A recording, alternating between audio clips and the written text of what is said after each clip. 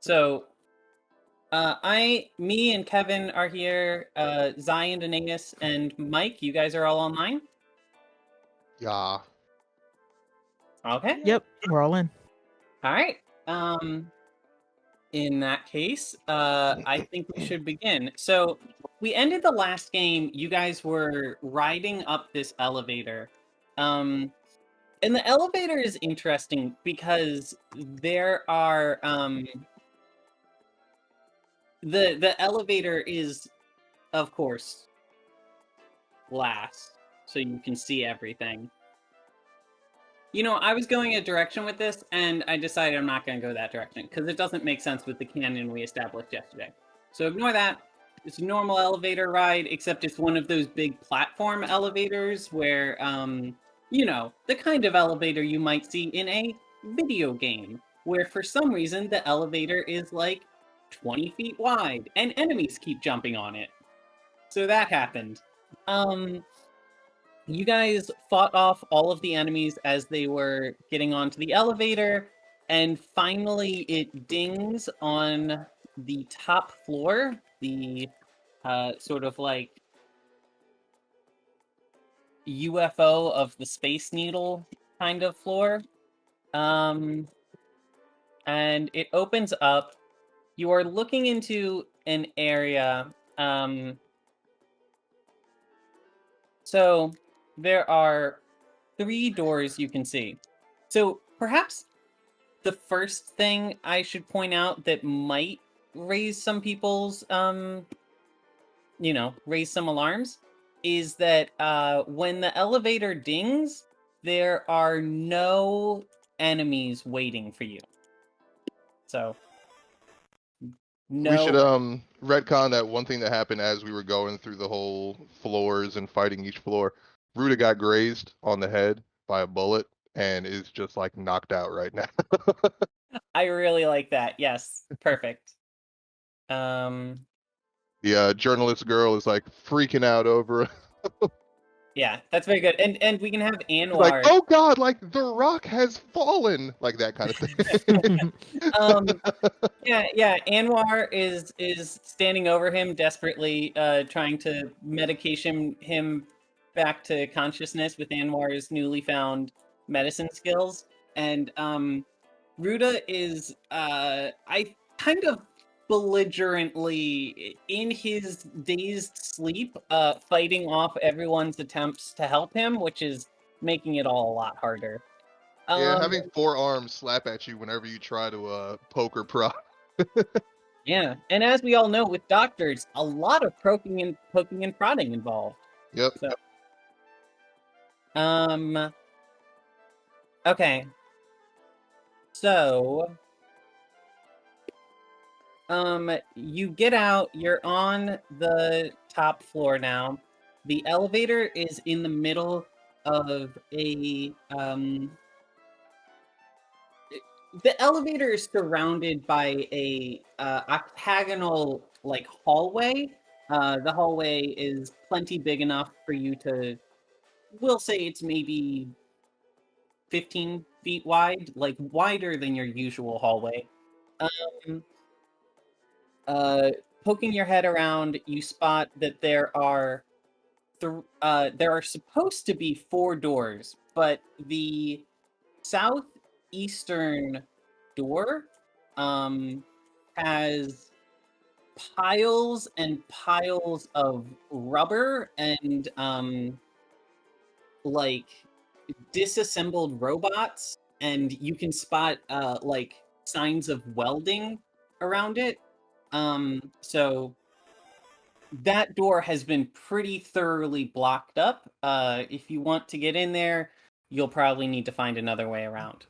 I think one thing that I don't think was mentioned, I am still in like Aang Avatar state, controlling the 5 Nephilim that are surrounding us, right? Yep. Now they're not surrounding you anymore because They're downstairs. Yes, you have them trapped in the first floor.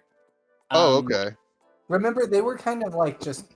I thought they were on the elevator with us, like surrounding us. Yeah, no, they got stuck in the other room. They're kind of just like shaking violently and being almost having like epileptic like seizures because they're shifting really quickly between your control and the control of the other person. Mhm. Right. I imagine though, if I let that control go, they could phase up through the floors, right? Because they're Nephilim. Somebody in the party would need to make a cult check to tell you that. So fuck. Roy looks around and considers who has the ability to phase or teleport through things, and I don't leans think there's anybody here like towards that. Evelyn and asks her, "Are they locked down there, or can they move through these floors?" I don't Evelyn, know. roll your occult. Yeah, let me check. I hope she has an occult score. I have no idea. Mine's in a 3. Yeah, let me consult the internet. Yes! Hold on. She's got a She was 3. trained by the Children of the Warp. She's pretty knowledgeable about this. Oh no! How we thought. Well, guys, as it turns out, I'm just not in the mood to know things today. Do you want to use a fate point? Because I feel like your character has something about something about Children of the Warp is definitely one of your aspects. I do. Hold on. It's definitely It's literally your high concept, Agent of the Children of the Warp. Yeah. Yeah. I'm gonna use a fate point for that. Just reroll. Okay. Yeah. Better. All right. There we Drop go. you down to 5 fate points, and yeah, an 11 will definitely do it. So, here's what you know, vis-a-vis, summoned demons and Nephilim and other warp entities. Once they are summoned into the physical world, they have to play by the rules of the physical world. They can drop out of the physical world and back into the warp if their, whatever summoned them loosens its grip. So if whatever summoned them kind of loses control, they could either stay in the physical world or travel back to the warp. But then once they are back in the warp, they will not be able to get back to the physical world without some kind of warp opening or summoning. So she would have to summon them again. She would have to summon them again, and from experience talking with other Heirophants that summoning is incredibly exhausting. So you don't know what you're going up against. You don't know what its physical limitations are, but that's what you have to go on. Yeah. Thanks, Evelyn. Yes, Evelyn said all that.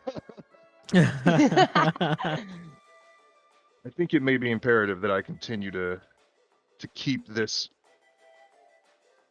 split control intact. So Yeah. I'm going to need to stay. So here's what we'll do. No. I'm going to stay here. I'm going to keep the things like controlled or whatever, or the Nephilim controlled. Mhm. But I am sending the projector drone with the rest of the group so I can like see and hear what is actually going on. Bigsby's gonna raise his hand. Can I leave my scout mech? I don't know if my scout mech is has any kind of AI on it. Mm-mm. It doesn't. AI is a very expensive upgrade. Okay. So basically, if I left it, it would just be a pile of metal. Yeah. Okay. Never mind. Bigsby, Well, you have something to say. Bigsby is just gonna point to their back and gesture with their hands that hey, if you want, God, I could give you a piggyback. I have like a harness back here. And Pascal's gonna do the closest robot equivalent of face palming and just go you're not a transport unit. Any kind of movement or change to my position will disrupt my concentration. I appreciate that'll be the enough. Offer. Okay. Yeah, I appreciate the offer, but I think I need to stay here for now. Sure. So Roy, I really like that. Can you make a resolve roll, and I'll give you 1 free bonus on it in case it's like a bad roll. Okay. I have a pretty high resolve. Where are they? Here we go. Hey. Oh my god! That's disgusting. It's disrespectful is what that is. Hey. Fun fact, for about 10 seconds, you have full control of the Nephilim. You actually wrest them away from whatever summoned them. Sweet. What do you do during those? You can tell that she's going to be taking back control very soon. Is there a way to send them back immediately? Like, just poof, go back. You have full control. It's like in the rule, you can end a summoning anytime. I will say, if you make another decent resolve roll, you could unsummon them. But then, once they're unsummoned, they would be back in the warp where whatever created them in the first place could just resummon them. Yeah. So Roy, if we remember the last game, Roy was basically Roy basically interrupted the control of the primary summoner by talking to the Nephilim as equals and treating them as actual people and not tools.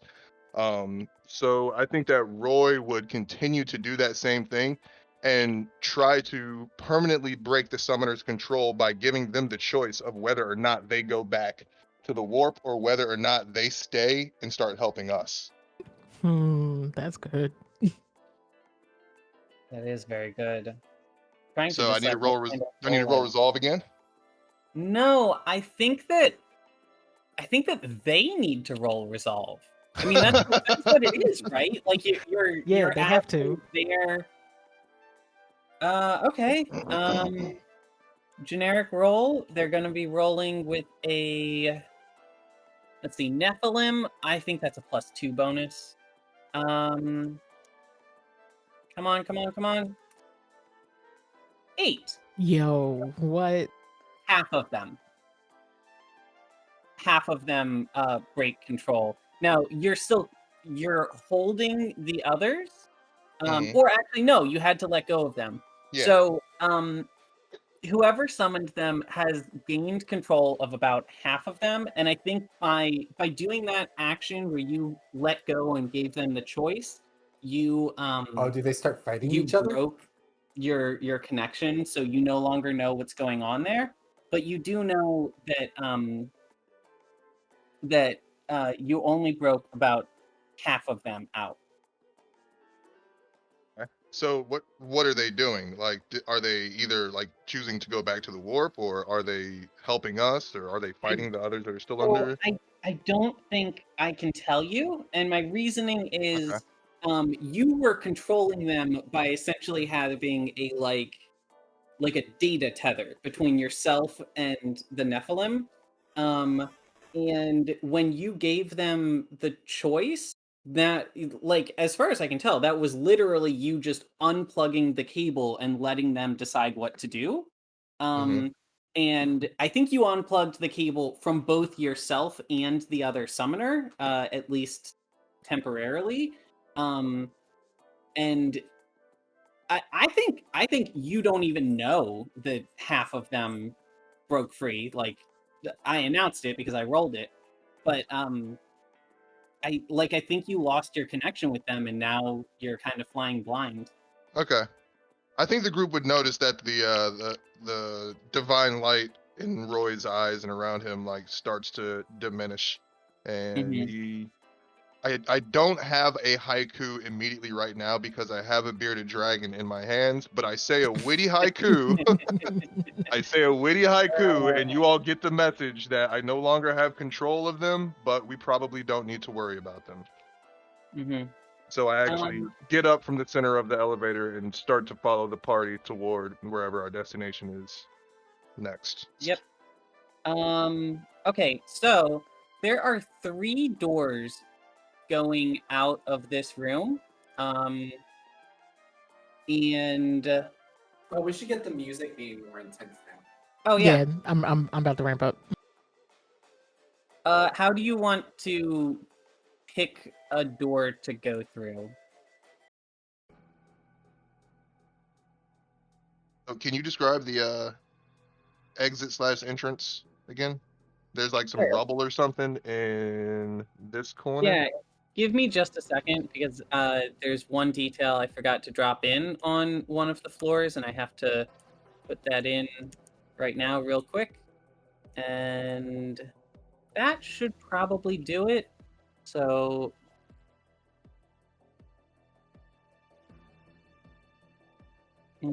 what I need is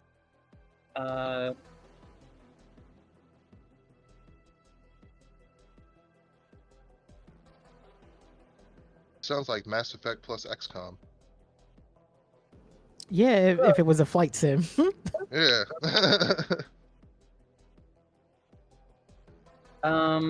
What do you guys I think it's shipping container. Well, that is a very large sprite that is bigger than I was hoping for. There's one image I have to find, and I think I have it in here somewhere. Yeah, I can use that one, I think. R click.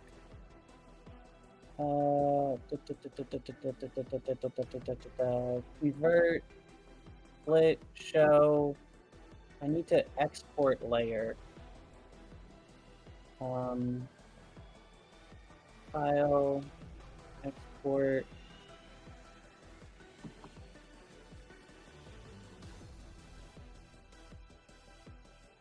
Okay, different way I can go about this.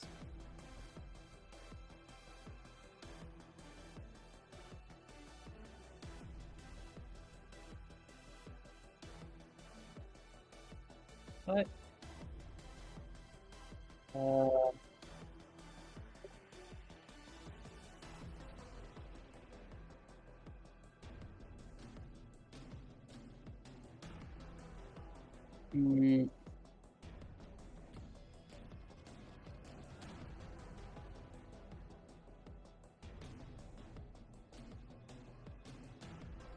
Why is this doing this? Okay, well then maybe it's this layer, right? Maybe I can just drag and drop? No. Copy layer. Paste layer. Fuck yeah, that worked. All right. We've got progress. Almost done. Just draw a prop for this, and then save it, and then upload it. Save as container. Oh, but I need to save it as a PNG container. Okay, so you wanted the description of the room again? Yeah, please. Okay, Yeah. so the room that you're in is I think it looks somewhat like just a... Oops, grabbed the wrong thing. I think it looks something like a hotel hallway where it's got that like cheap or no, cheap isn't the right word. It's got that carpet that's like totally has nothing unique about it. It's a completely forgettable carpet. And there are 4 doors. There are no lights in any of the rooms past those doors, so you'll have to figure something out for lighting if you want to look inside them. But one of the 4 doors is like absolutely sealed shut. In fact, the method with which it was sealed shut is that there are it looks like scrap material was piled in front of it and then welded in place, and then dozens of security robots just kind of fused themselves to the door, which might explain why you haven't encountered any resistance on this floor. So there is no easy way that you guys could get through that door. You would probably have to find a way around. And I think that covers everything. Bigsby, Pascal, can you run a scan to detect any biologicals other than those in our party on this floor?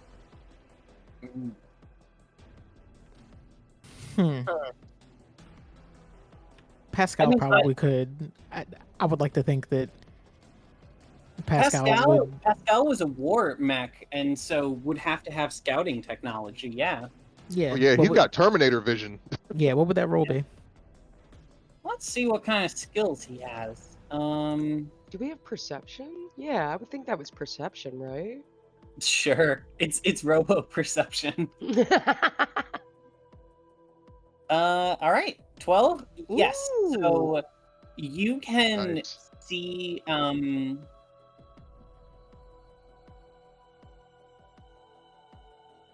I'm trying to figure out how this would work. Okay, I'm gonna say, so your perception is not something as simple as like it's picking up x-rays or whatever. It is using specifically network tech that feeds you different information based on like the kind of thing you're looking at and looking through and stuff like that.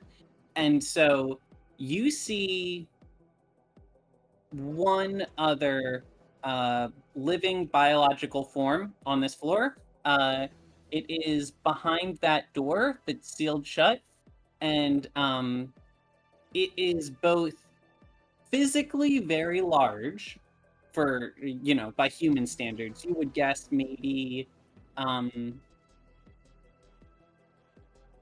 it's kind of like in a curled up right now, so you can't guess at its height, but its width is impressive.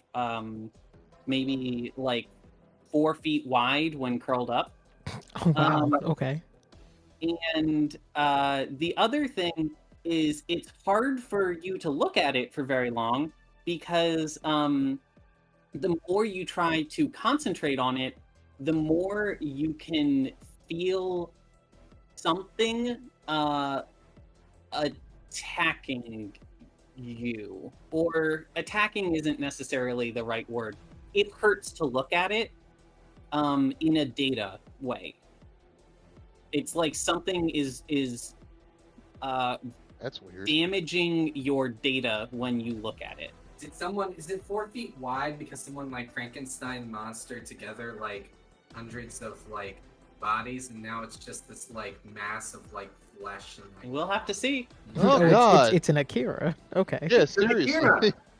That's all. Yeah.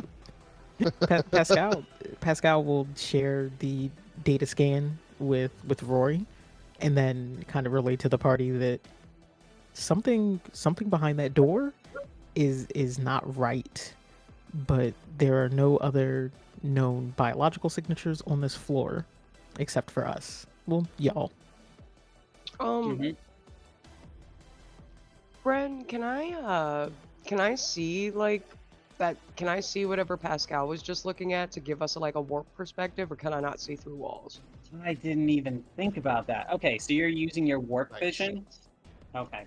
So, yeah, I want to aid if I can, because Pascal is awesome. Non-existent in the warp, so you don't have to worry about the walls.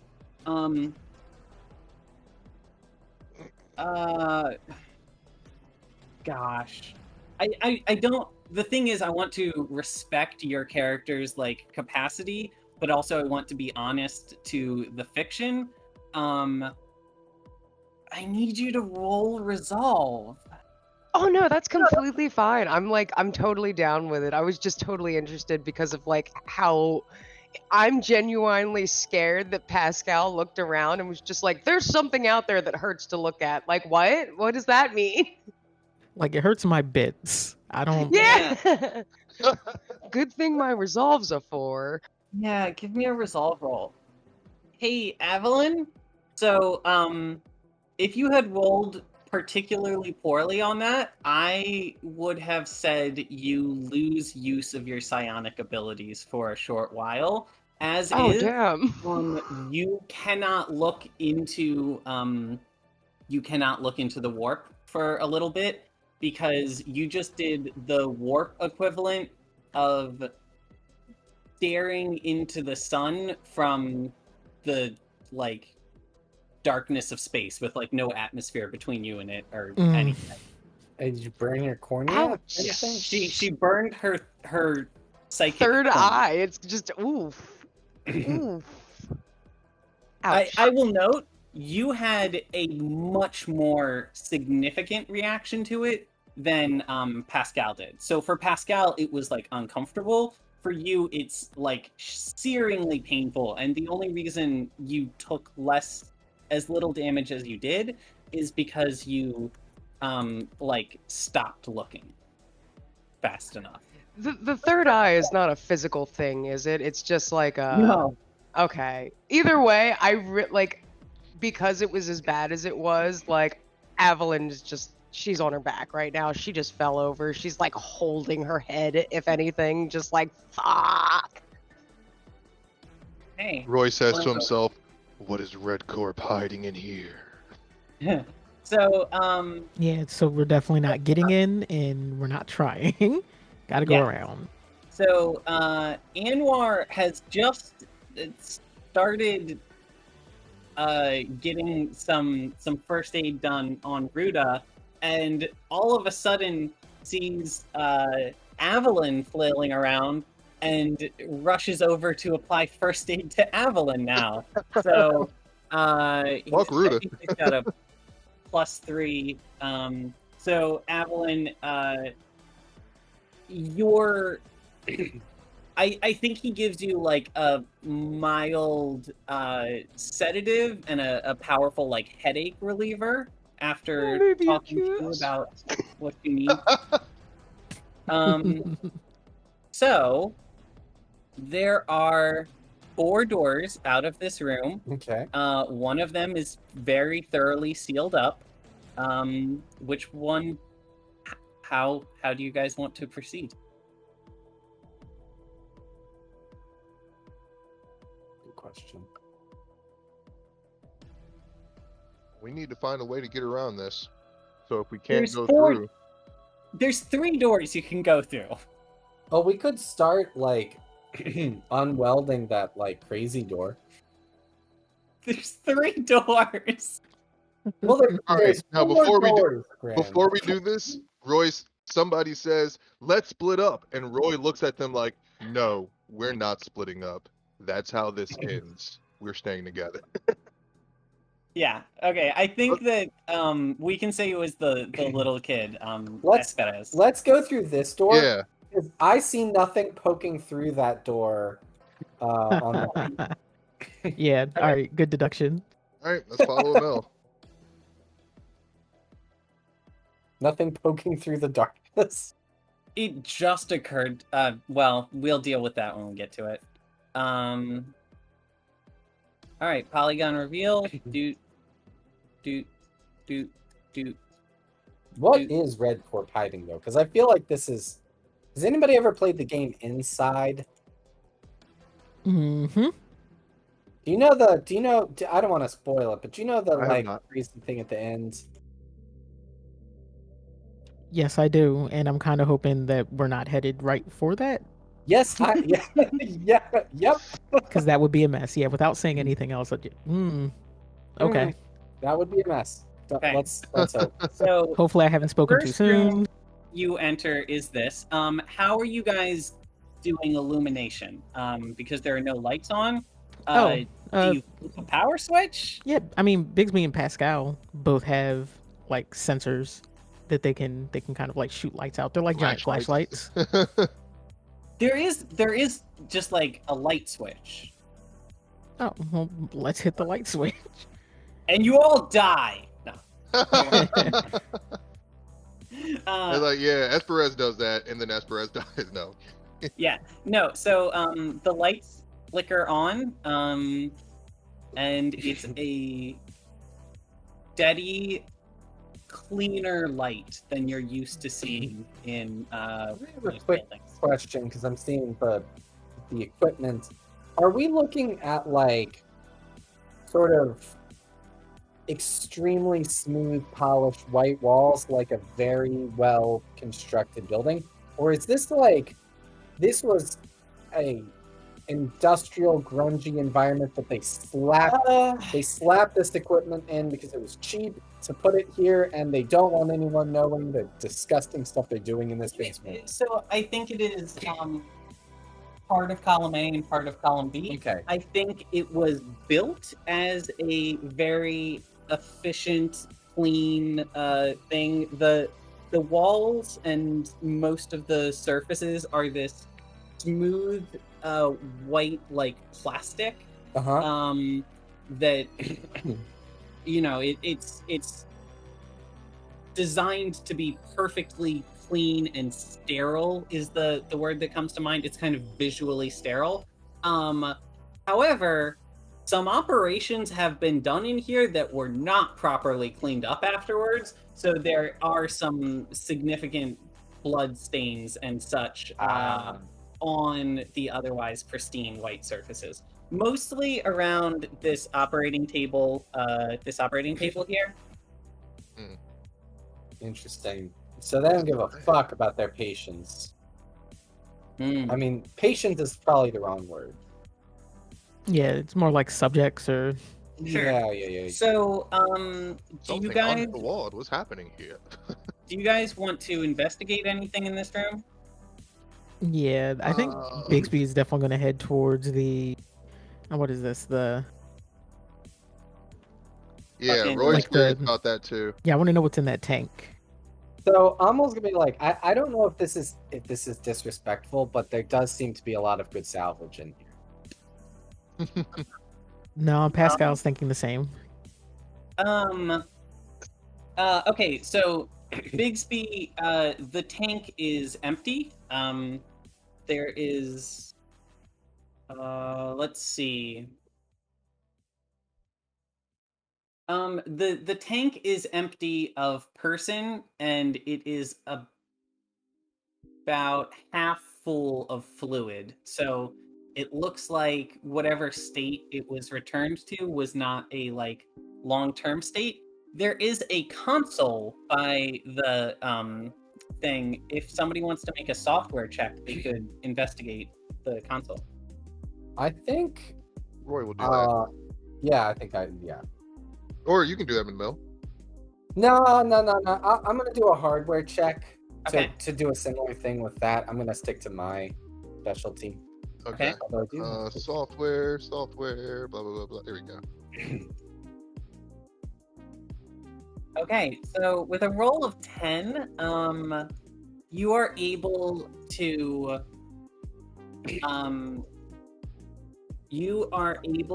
find that the most recent body that was released from here was released 2 months ago, and that this has not had any bodies put into it since, and able to find anything about what it was doing? Yeah, is there any way we can find out like Maybe the state check. that this place was left in? All you're able to get from the terminal on this machine is with the 10 is a like patient ID number, and you just do a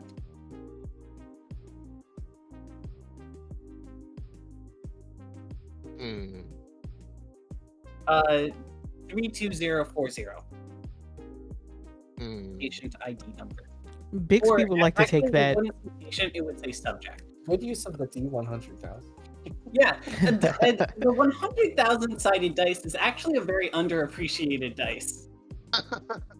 Yeah, can Bixby take that patient ID number as a Mhm. aspect? Yeah. What Emil, what were you doing the hardware check on? I want to see if I can like use my knowledge of hardware to get an idea of what these machines do, like what the goal of this room is. Not just like what the software is doing, but like Yep. literally what are the robots So and you rolled a 13. Now this is more. So you understand with the 13, you understand the mechanics of what the machines are doing, but you don't necessarily understand the biological implications thereof. Yeah, sure. So this is a pretty standard incubation chamber Okay. that you would grow something in. It is, of course, this is the scale that you see in all media, but it is way bigger than you would ever use in like industrial purposes for the most part, because you don't grow things larger than, I mean, usually if you're doing something by an incubation tube, you're going to grow it up to, you know, the like size that it would be at birth, and then raise it from there. Right, but So this is raising something. if you were to say take an amalgamation of like 30 humans and their random body parts and sew them together, it might be useful for something like that. Yeah, it would certainly. All right, So the okay. other thing you have on this table, you can tell just based on like the scaffolds and saws and other tools that this is a so this one here is a inspection table, and it's your more traditional doctor's office table where it has tools for doing a physical and you know, various like X-ray kind of machines to look inside of the patient and stuff like that. But it's all very It's an non-invasive. Yeah. This is a body disassembling machine. Oh God. Oh, that's just what it says on the side, like body Yeah. disassembler 3000. Well, no, I mean, with the 13, I think that's what Emil managed to make out based on the number of scaffolds and bone saws. And then this machine here is what we in polite society refer to as a computer. I see. Ah, computers. Okay. Are there any exits to this room? Not other than the one that you came into. Well, I think that we've got to leave. Does anybody want to do, now that you guys have that that patient ID number, does anybody want to do a roll based on that? Yeah. Do you want to do any like investigation? Yeah, my purpose of taking the patient ID was to cross-reference it with anything that we might have had. Because didn't the group of robots send someone, or someone was captured? And Yeah, they're missing like 1 or 2 people, I think. Or they were kidnapped. Many people have been captured from the village over the years, but you've never had the capacity to stop that from happening. yeah, I think Bigsby would still try to reference that against any data that might be streaming through like some downstream channels in the network, I think. Oh, interesting. So you're checking the network. You're not doing anything against the building that you're in. No, this is directly against the network, and Bigsby is kind of intrigued by why this would be Maybe. happening here. Is Yeah. Bigsby the brains of the group in this pair? No, because Bigsby would usually go through Pascal to get like confirmation that it's okay to do. So this is kind of like a rogue operation. No. What I'm thinking is, because you went specifically to Bigsby doing the like software check instead of Pascal, whereas Pascal has done several of the other things you've done so far. I love the idea that in this duo, Bigsby is the like very smart, like pro hacker that's very good at all things like mechanical and scientific and stuff like that, but just very indecisive. Yeah, that will work then. Okay, so make a. I didn't make research a skill, did I? I had it in there as a skill for a while. No, I didn't. All right, software. 10. The network doesn't. I mean, the network references this number in a billion different places because numbers appear all over the place in code, but you don't see anywhere where that number refers to a particular individual, and you know that that number doesn't correspond to any of the people who were taken. Do you want to do any investigation on the on-premise database, or Yeah, definitely. Bigsby just thought they might be able to like get ahead of the lead when it's like, all right, Yeah. cool, let's see what they have on the local network. No, I appreciate it. Do we want to have somebody else do the role on that, since I think Roy's done one software role and Bigsby's done one. Evelyn, do you want to do one? I'll try, but my software roles have been hilariously Is your bad as of software late. not good? I thought that you had a really high software. No, it's actually 2, despite the whole supposed to be half hacker thing. Yeah, remember when Evelyn was supposed to be like Mate's teacher? How about the mill? Because the mill has great software, and you haven't done any software checks yet. Isn't the mill still like engaged with making sure Ruda's all right? No, that's Anwar. Oh, okay. But yeah, I Yeah, guess we're- Bigsby would ask Emil, and just like hold out a printout that they have now of the number, and just go, "Is there any way? Can you check this?" Wait! No, did he print that out through a little printing machine in his chest? No, there's a printer over here by this table. Oh, okay. Yeah, do you think all robots just also have printers? That's Well, you just that's said insensitive. you just had a That's Yeah, synthesis. Bryn. I want you to know that the visual I had in my head, though, was one of those like receipt Damn. printers where it just like keeps going. Oh yeah, Um, that would be great. It's okay. 13 is very good. Okay.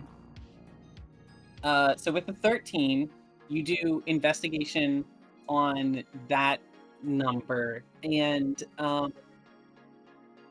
you come up with so when you guys have done software checks in here before, it went very badly for you, and partially that's because you were using your own devices. Now that you're using an on-premises, like one of their devices, it goes much smoother. Okay, so you know a good amount about this patient. You know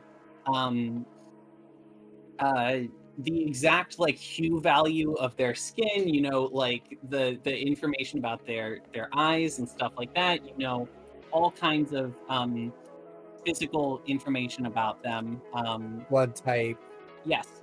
So here's what you find that is probably the first thing you find that is like a little unusual is they have records for her for I think they have about 6 months worth of records for this patient, and during that time the patient grew from a newborn to actually probably would have grown from embryo. So the patient grew from an embryo to about 10 feet tall during that time. The patient is human. The patient's name is like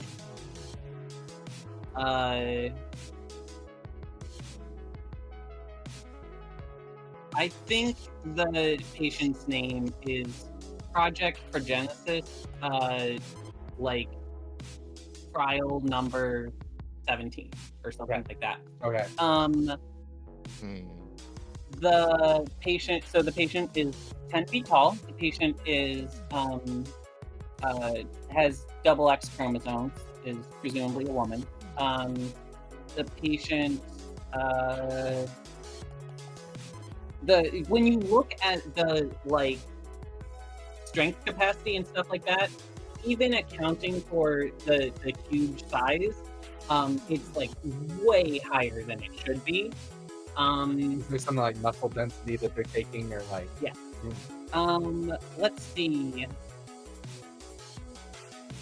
And then yeah, I think beyond that, they start referencing operations that were done to them, but you start getting into like things that you are hard locked out of when you start looking at like the specifics of the operations. What I will say that you find is you don't find much information about the project itself, but you do find information about the donors. And under sperm donor, or okay, so under egg donor, it has, I'm not going to make something up, it is just a regular like human woman name. A quick internet search doesn't show anything of significance about her. Under sperm donor, it simply says sponsor, and that's all. Says what? Sponsor, like to sponsor a program. Charles Oh. Manager. God, ew. Did someone say my name? So that's a pretty good amount that you've gotten out of this room. Do you guys want to check any of the other rooms? So she's 10 feet tall and she's angry. She's just like, and also just like super buff, just absolutely yoked. Yeah, Roy is kind of disgusted. Feels like he's standing inside of a biological reproductive system and doesn't like it. So he's gonna walk out the room. Yeah. Oh boy. Hey Roy, can you make a? Oh, God. What roll shall I make today? Okay. I need you to make 2 rolls back to back. No, don't look at the results of one before you make the other. I need you to make an intuition roll and then a resolve roll. Okie dokie.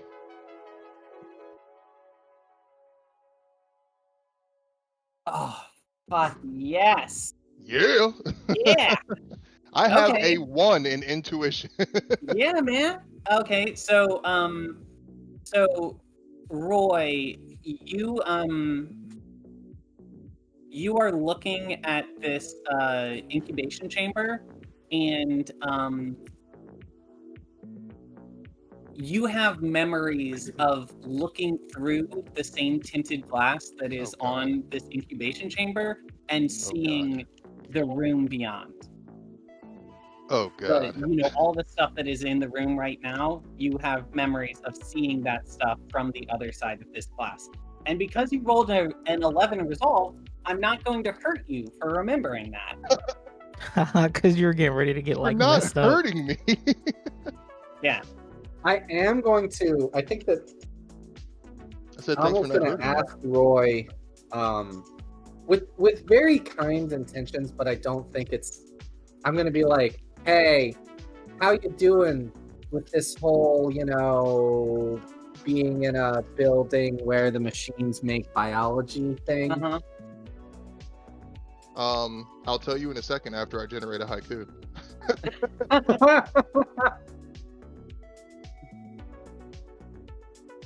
Do you still have a bearded dragon on your lap? What? Do you still have a bearded dragon on your lap? No. I was just feeding her silkworms though. Ah, got it. Gotcha.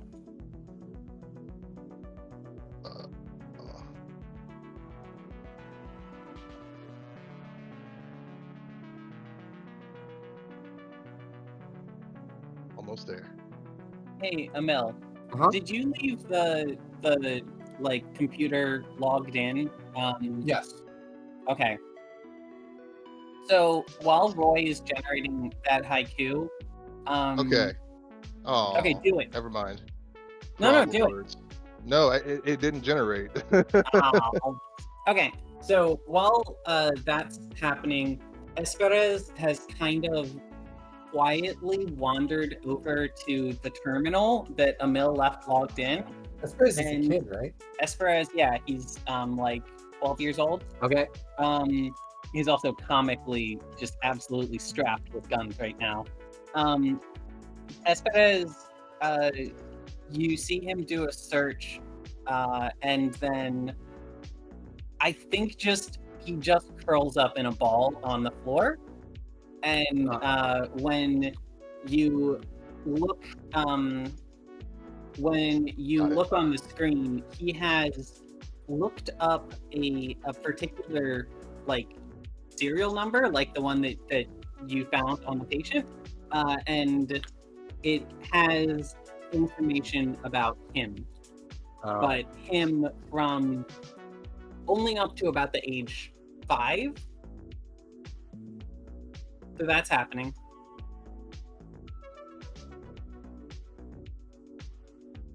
So what do you guys want to do? So Roy says to Emil in response, "Fearfulness waking, a forgetful steel bleeding beyond the water." I'm gonna nod. You okay there, buddy? Who are you asking that to? I think she's asking Roy. Roy that. Roy just looks at her blankly in response, neither happiness nor sadness crossing his face, maybe a internal wandering, trying to figure out what the fuck is happening. But there's no response. He's still staring at Evelyn.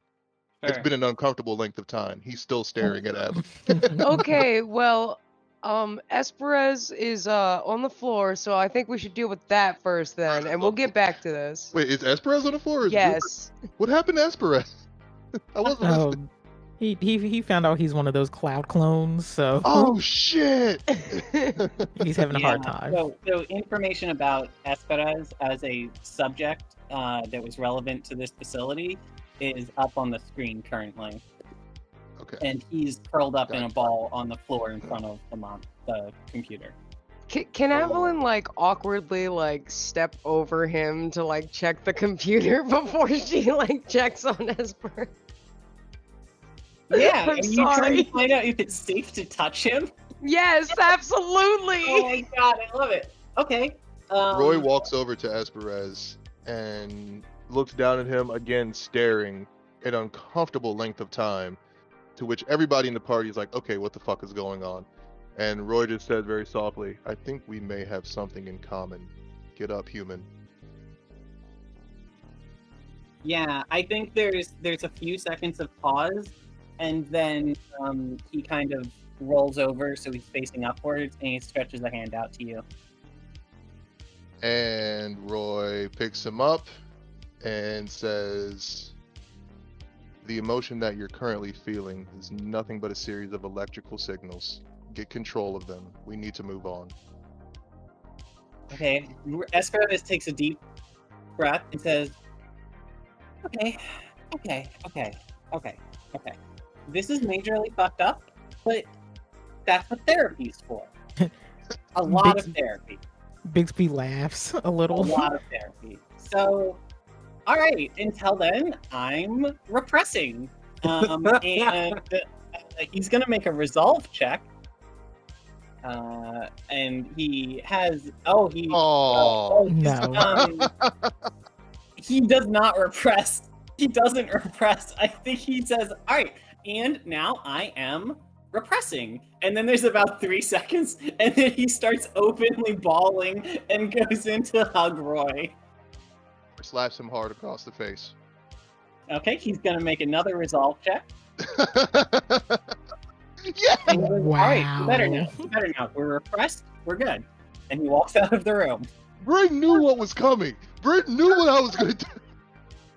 Yeah. Okay, so are you guys done in this room? Yeah, I think we need to move on to one of the other. Yeah, what it's is time to this leave. right here. Hey, what's up with either of those giant doors? Can we Okay, check them? I will answer that in a second. Okay, party is moved back to the middle. Probably good. So, I'm gonna start by just showing you like the center part of this room. Boop, boop, boop, boop, boop, boop, boop, boop, boop, boop, boop, boop, boop, boop, boop, boop, boop, boop, boop. Okay, so there's more to this room. I'll show it in just a second. I just wanted to point out the thing that's sticking through the door is this desk, and none of these 3 desks are supposed to be there. I put them down. I was planning on arranging them around this facility for decoration, and then I did forget them, and I was in such a rush to close it that I didn't do a last-minute double check. So you have to just ignore that these 3 desks are here. They're not there. Okay. Let's see. I'm gonna reveal the rest of this room. As you guys walk in, you guys do the light switch again? Yep. Okay. Now let me do my polygon reveal here. Ah.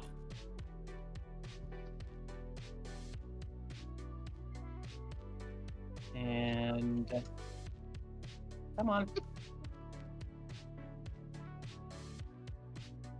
Ugh. The mouse is not cooperating.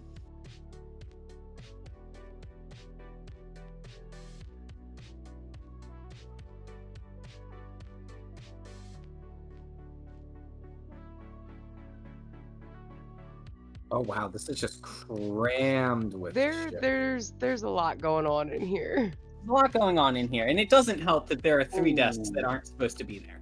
Oh no. Oh no. Okay. Okay, so Bigsby and Pascal, I need the pair of them to make a resolve check. We're just going all in on resolves today. Yeah, kind of figured that was coming. Everybody getting shook. Anybody need to get slapped? I can't slap a robot. You won't feel it. Got no nerve receptors. Okay, so for resolve, You still know it happens though. You can see the slap. I think this is deeply upsetting to you, but you're not going to have any immediate, like, dramatic reaction to it, unless you want to say that you do. You do walk into this room, and one of the first things you notice after looking around is a pile of disassembled network terminals. Does Bigsby are they Yeah. like How many do we recognize? yeah. 2/3 Oh boy. are specifically people who have been kidnapped by your village, and given enough time with this morbid task, you could identify every one of them and trace down like every network terminal that has been taken is in here. Well, this Now, sucks. here's one thing that is interesting, and I don't know how much you guys are in a mind space to be looking for interesting things, so maybe one of the other players wants to be the person who notices this. A mill. Can you make a... it's gonna be some kind of like investigation or hardware. And obviously hardware is much better for you than investigation. If it's into anything that's mechanical or electromechanical. I think hardware. Make a hardware check. Oh, I'm a vehicle. One second. Get this.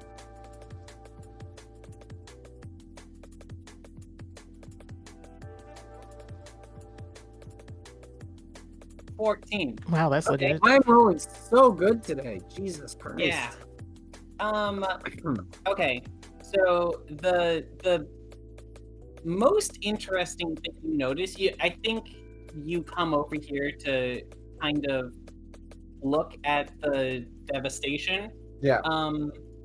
Most of the machines seem to have been, some of them are like all the way disassembled, but the ones that are like closer to the top of the pile have been disassembled in such a way that there is minimal structural damage to the chassis.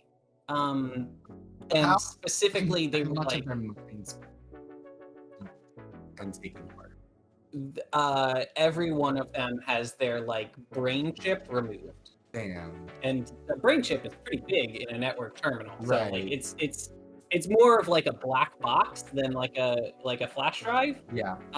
And that is on the later models. You can tell whatever they was doing this, they had gotten very good at locating it and specifically removing that and not wasting time with other stuff. Theoretically, given enough time, I could reassemble all of them, Except except that we would need to recover the brains. So I think it's probably a good idea for us to recover all of these components. sure. So, but that's actually not what the 14 was to reveal to you. That was what a 10 or 12 would have revealed to you. Okay. The 14 reveals something that nobody else is looking for because it's so close to this like horrific scene.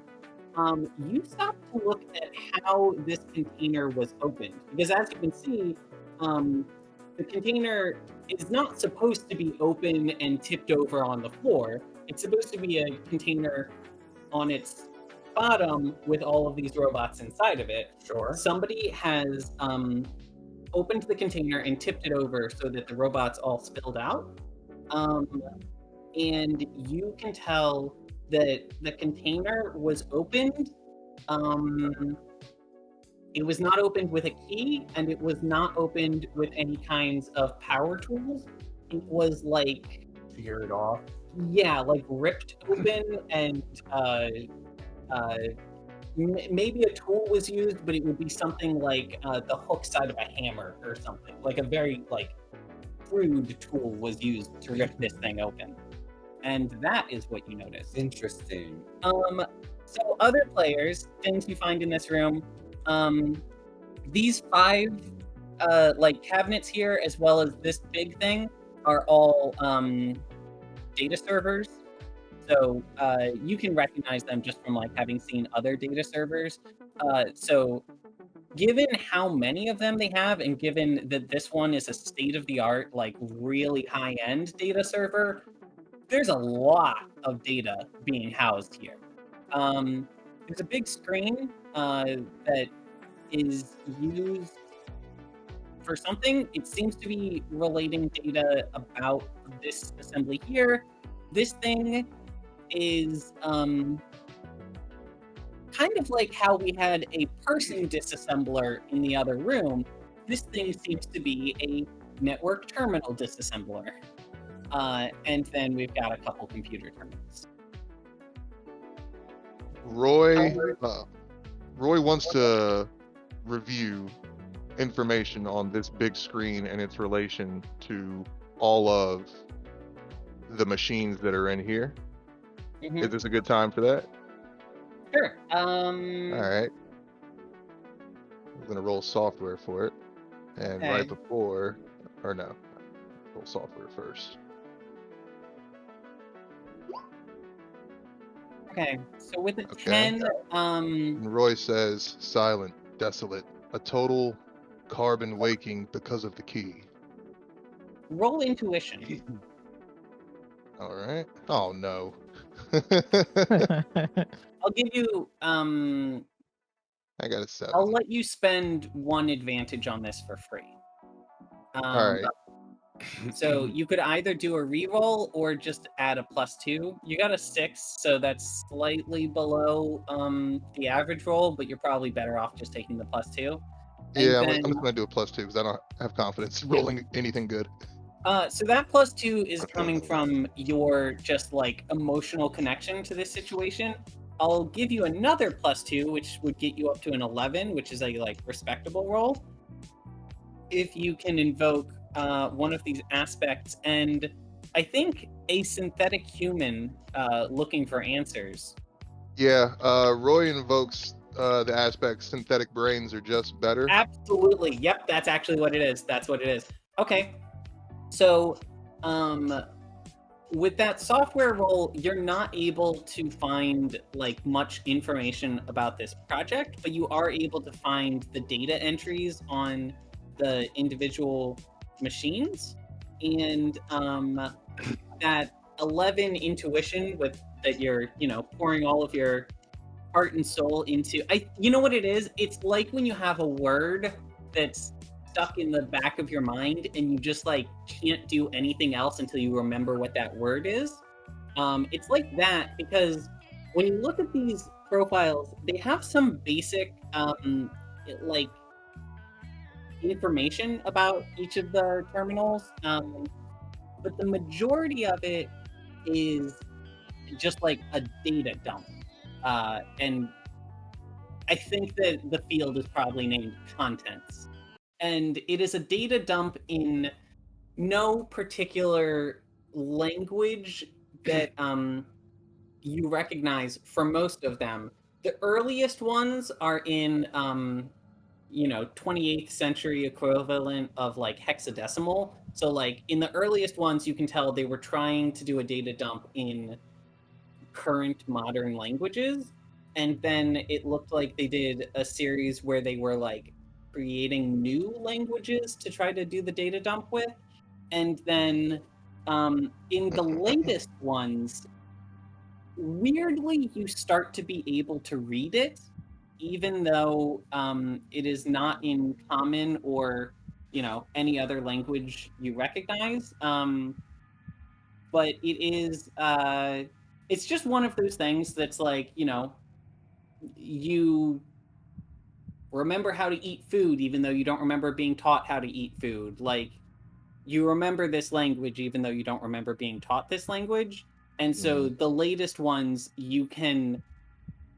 there's still too much data there to be able to get much out of it, but you can read the language. The data is like millions of pages of it's like a textbook that's millions of pages long. So physically you could not read the whole thing. Gotcha. But you do comprehend. All right. So Roy was in the other room feeling like he was disgusted because he was inside of a reproductive organ of biologicals. Right now, Roy feels like he's inside of a graveyard and walks slowly out the room. Yeah. This is a very inhospitable place. Yeah, it's not super chill. Next, you're going to tell me there's no radioactive elements anywhere in this facility. Oh, that's Wow. so true. There's a lot of radioactive elements in here. I speak quietly to myself like, man, this is horrifying for everybody but me. I do not understand the concept of death. I fear nothing. You cannot kill me in any way that matters. Okay, so now I believe the list of people who are just not in a good mental state right now is Esperez, Roy, Bigsby, and Pascal. So we've added a little bit to that list since the last round. How's Avalon I feel? think Evelyn's still pissed off from getting shocked outside when I told her to try to get at the power thingy at the Yeah, top of the building. It also doesn't help that her Honestly, third eye got burnt. Yeah, Yeah. weirdly enough, I feel like all of Evelyn's trauma right now is like physical. She's not like she's hurt so badly right now. She doesn't care about her mental ailments. How much of a emotionally sympathetic person is Evelyn? And I don't mean like how much does she understand other people's emotions, but like when somebody you care about is very sad and it makes you sad, how much does Evelyn that?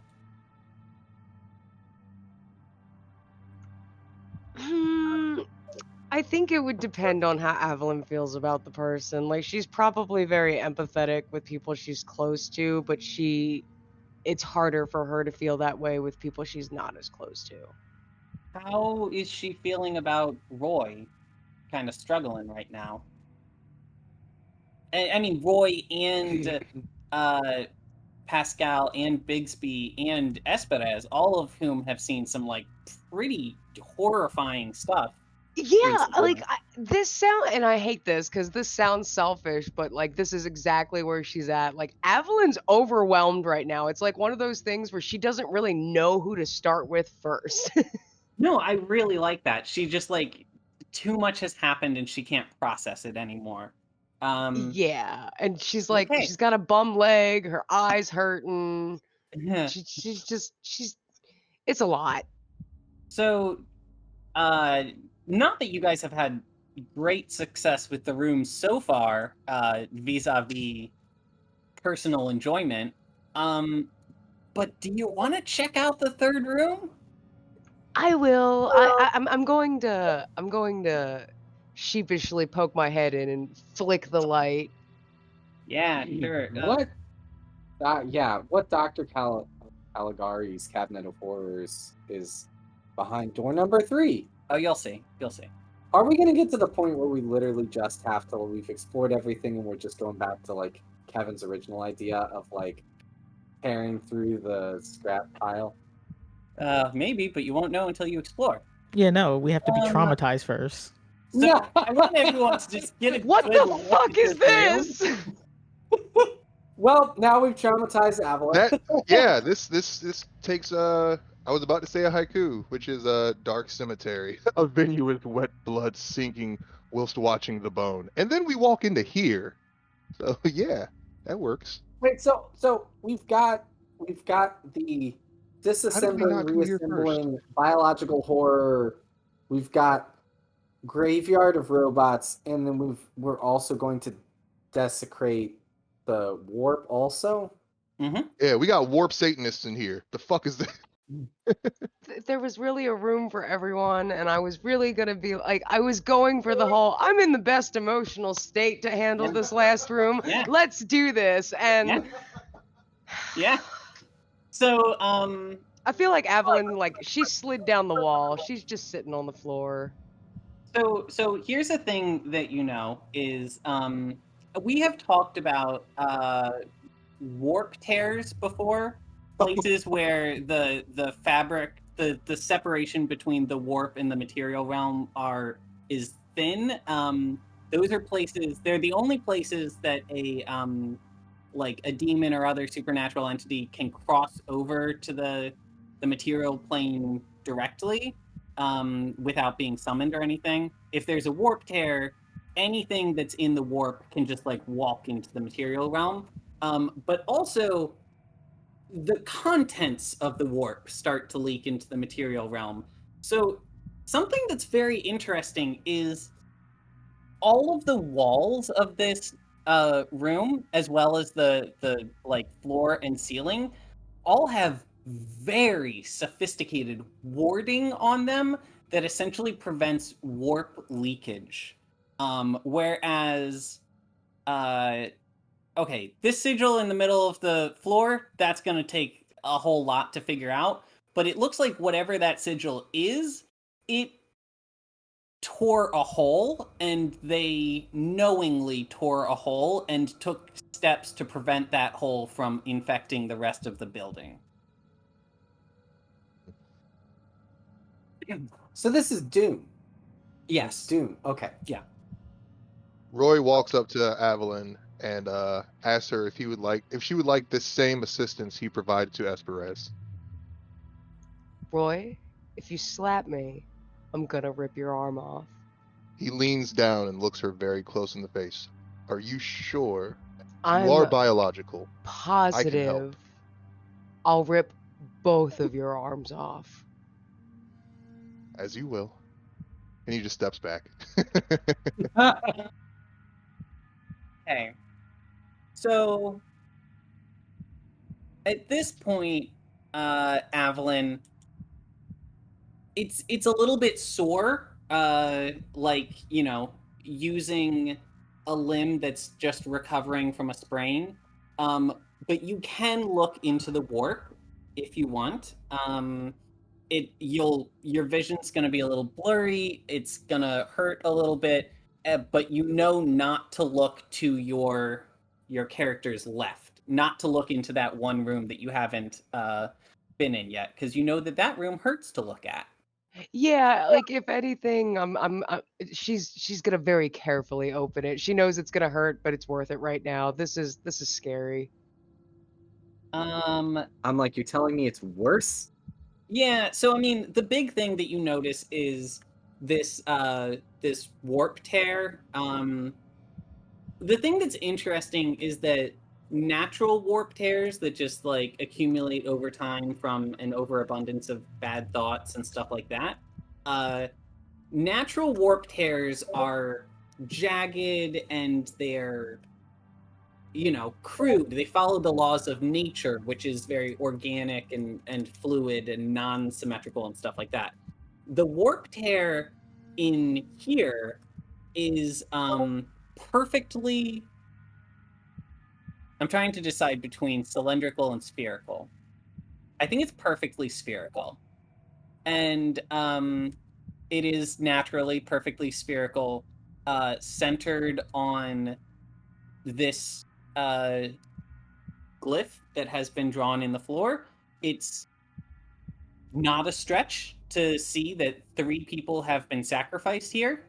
And whatever would have happened at that glyph would have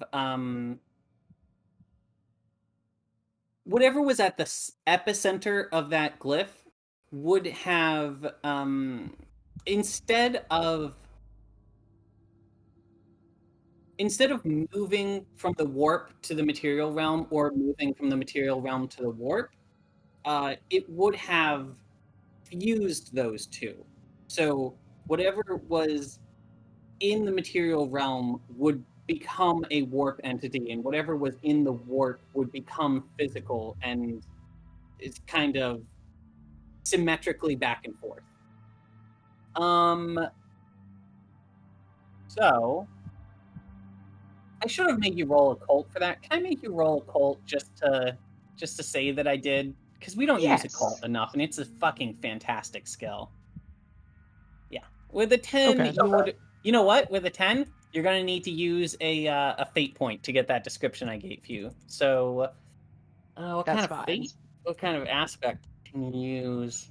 I don't think Agent of the Children of the Warp is as relevant here. You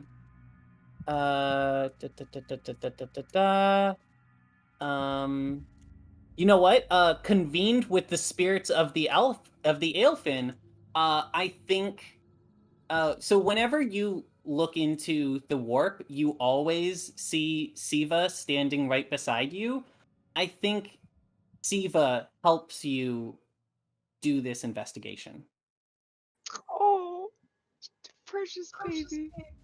So I'm taking another one of your fate points, and okay.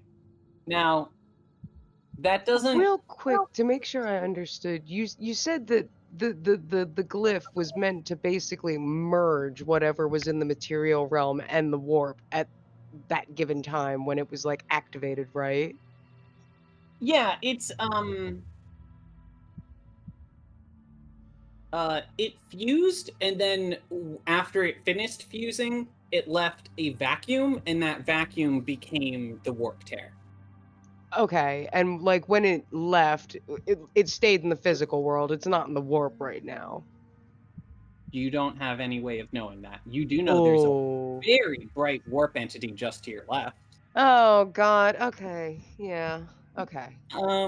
So another thing you'll notice, which can you roll and somebody else might need to come in the room if you fail this, but can you roll a perception for me? Okay. A 10's not great. Can anybody help her? Who has really good perception? Roy's a scout. I feel like he might. Mine was a 3. I'm Mine's a upset. 2, but I'm right here, so. Go ahead and give it a Damn try, it. Roy. All Nope. right.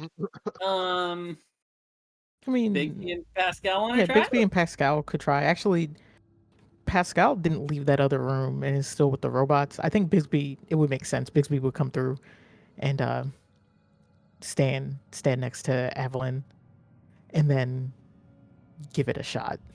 Sure. Make me a perception. Yeah, there we go. So I think that the reason Pascal notices this when the others didn't is Bigsby. because there is something about seeing warp matter in the material realm that is inherently wrong, and it churns your stomach to look at it. It's even a non-psionic human just feels gross when they look at warp stuff in the materium.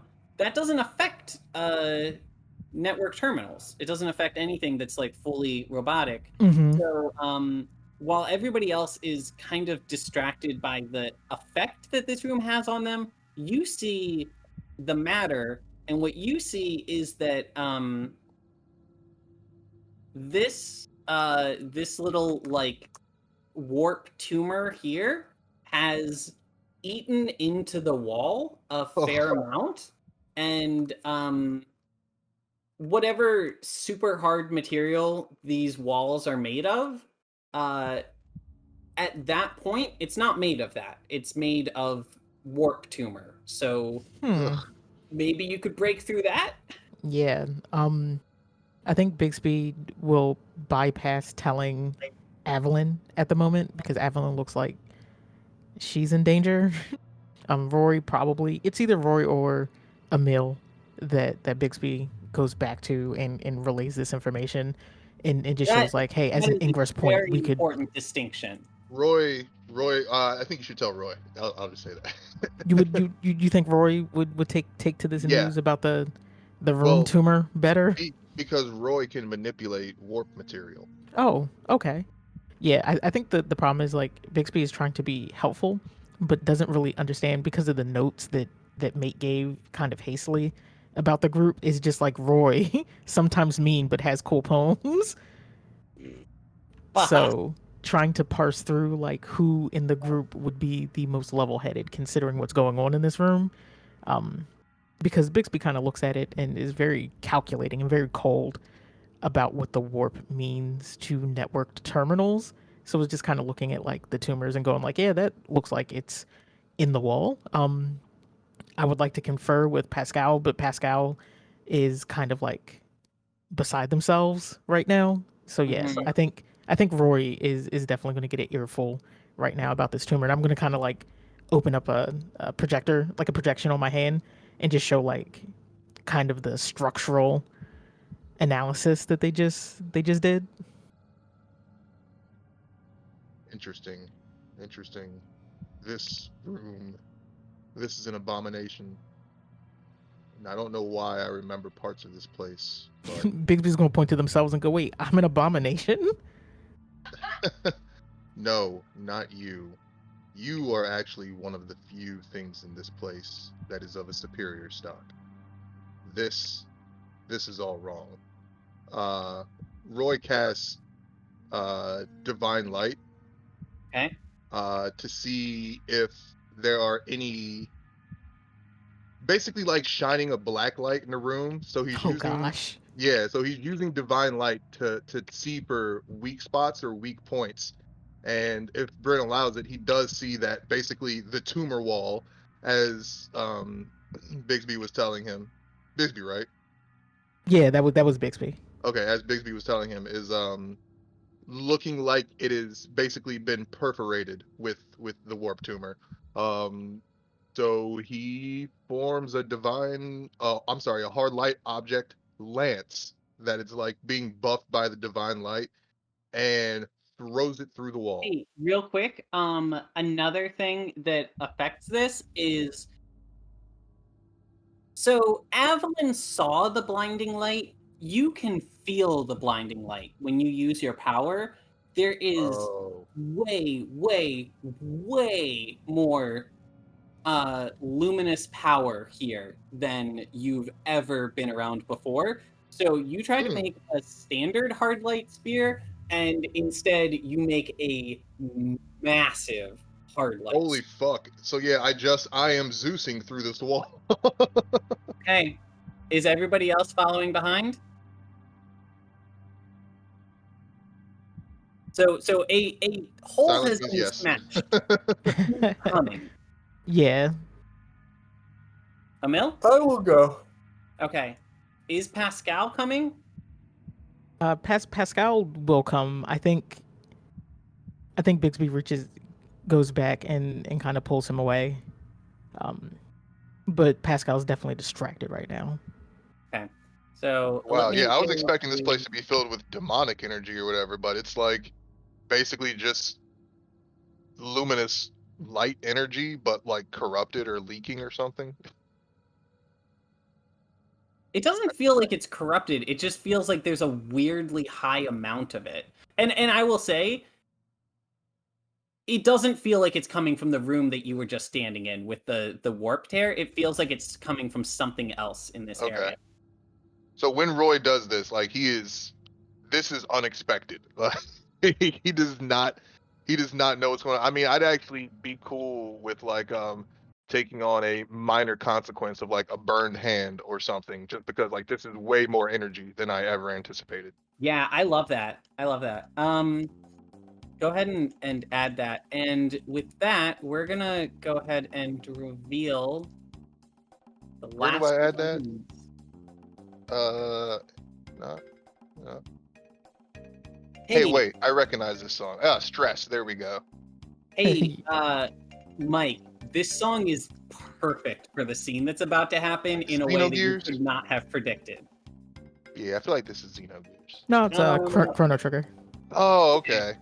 So, So I still had this sprained ankle consequence, but that was from a while ago.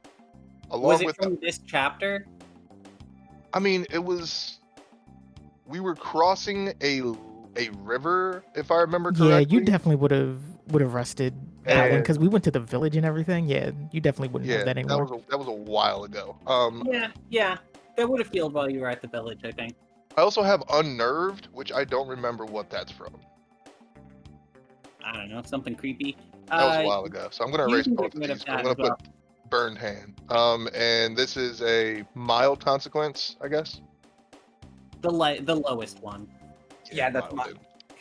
Okay, so I have made a hole in the wall that you guys can walk through.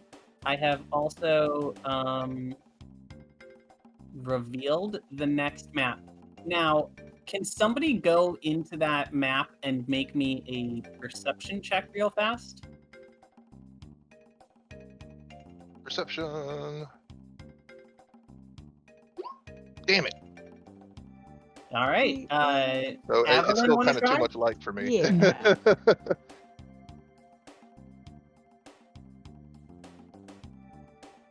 All But right. yeah. Actually, I really love that it's Evelyn that notices this. Okay, so everybody is walking into this room. Evelyn, you're walking around. One thing that's weird is you enter this room and you don't get attacked immediately. There's no like crazy demon king in here or anything. In fact, there doesn't seem to be anyone in here at all on first observation. And then you are walking around the room, and you're the one who walks into this corner first. And You're greeted by Jeff Goldblum walking out of this thing. No, I'm just kidding. so there is what looks like a something that might have been designed as like a very fancy bed that seems kind of out of place and has been pulled up against this corner and curled in a ball behind the giant bed and softly shivering is a absolutely massive preteen girl. Oh my gosh, hi! Don't be scared of me. Here, come here, come here. Yeah, you're gonna need to make some kind of check to calm her down because she's very, very scared right now. What check would this be? Diplomacy or guile, I think, would be appropriate. Oof, neither are good for me, but I'll go for guile. So that's gonna be fun because that means you're trying to trick her into trusting you. Okay. That's He decent. runs up this building and pulls out his gun. I'm not going to shoot anybody. I'm not going to shoot anybody. I swear. If I need to strengthen this at all, can I use a fate point and basically bond with her with my aspect of extremely loud fashion sense? Because, like, of course she'd be into my clothes. She's a preteen. I don't think that's gonna work. I mean, I love the idea. Oh, because we're trying to trick her. Yeah, well, I Yeah. am. So the clothes that she's wearing appears to be the lab coats from maybe a dozen different scientists, crudely like duct taped together into a harsh approximation of clothing. Yeah, okay, so with a 10, I think with a 10, if it's guile, you have to offer her something to calm her down. I think with guile, it's like you're like luring her out with candy or something like that. Okay, let me look. Roy sends his projector drone, and it asks if you want it to display happy, funny images as holograms. Happy, funny images. I think we need to know what happy, funny images. Like cat videos. Yeah, I was gonna say, like a cat playing a piano. Because I don't know that things that Roy thinks is funny are necessarily the way to go. Yeah, no, it's Roy's sense of humor is not going to help you. Ooh, Evelyn is absolutely one of those people that would have like a bag just filled with like pins you collect at cons. Can she like pull a pin off of her bag and offer it to her? Okay, this is great. All right, so she gives her a "Make Love Not War" pin.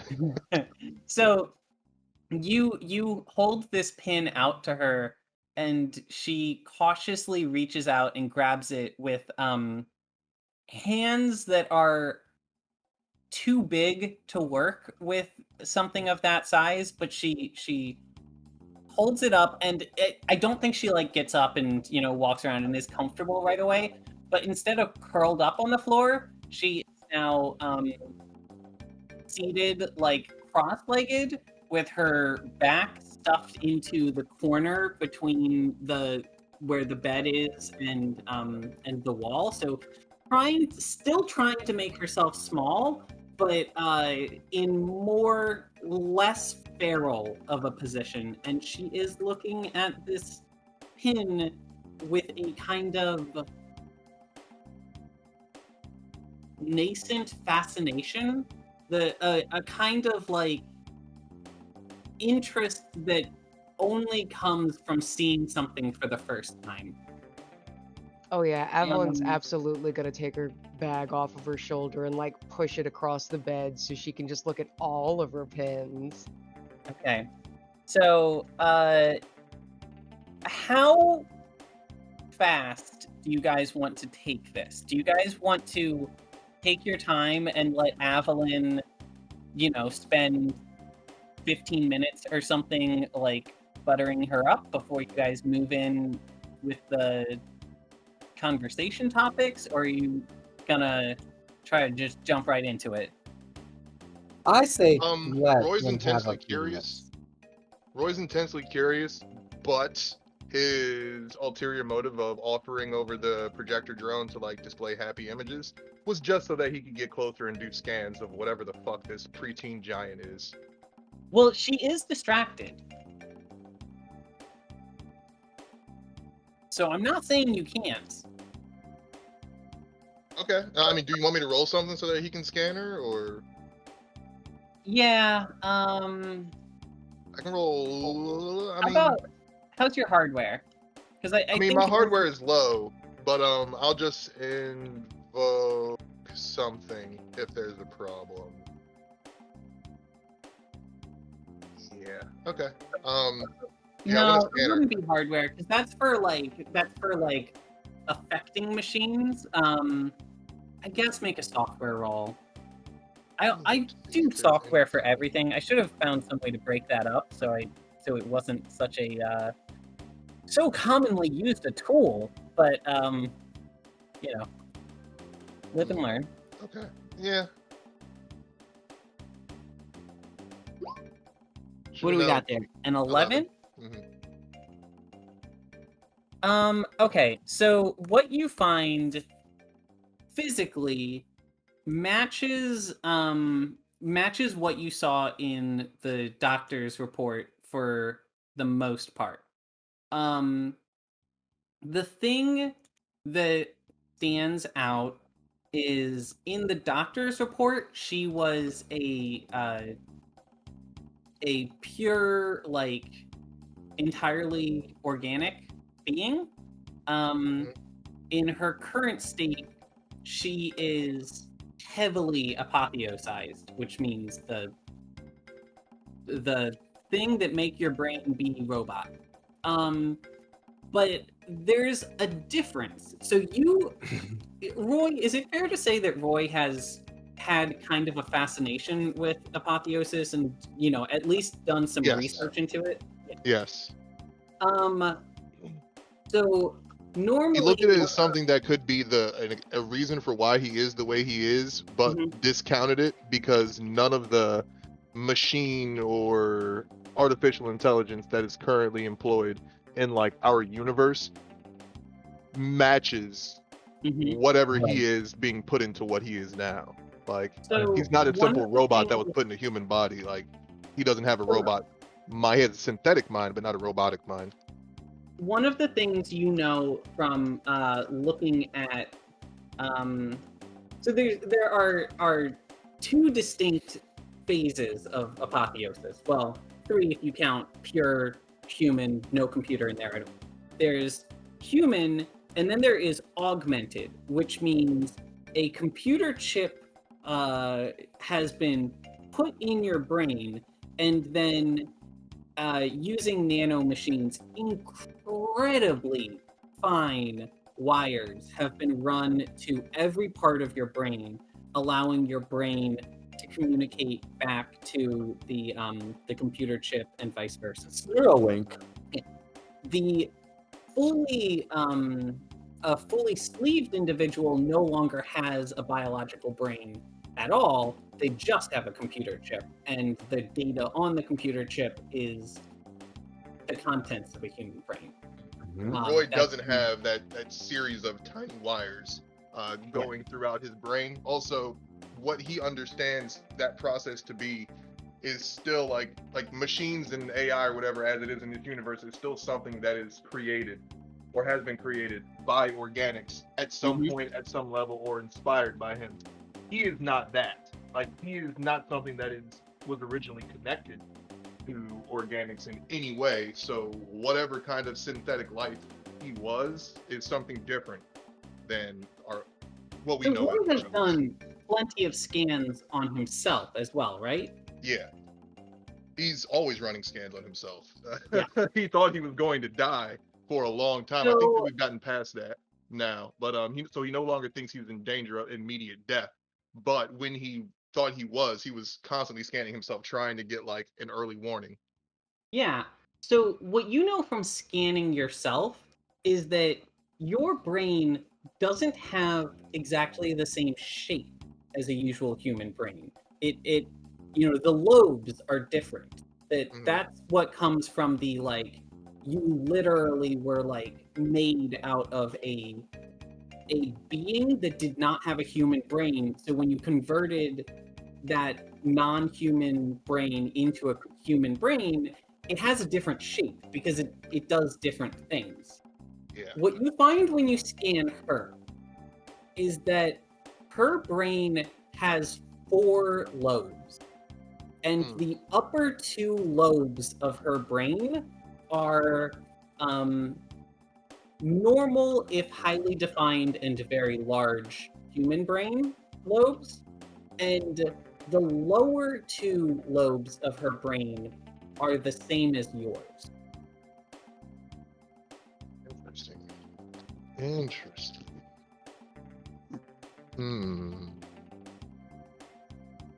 I don't think that I would do anything to act on that information yet. Roy wants to see how the scene plays out further, but I'm going to hold on to that.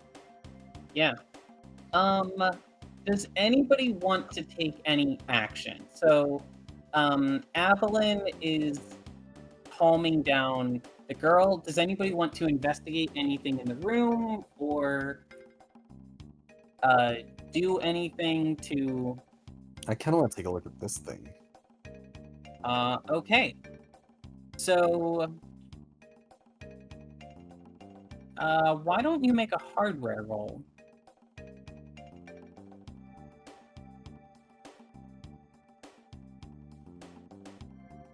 See Bluffy's character sheet. That's a blast from the past.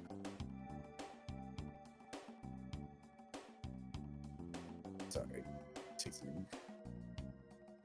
All right. Why? I am rolling super high. Oh my god. I know, right? I've rolled 13, 13, 14, 12.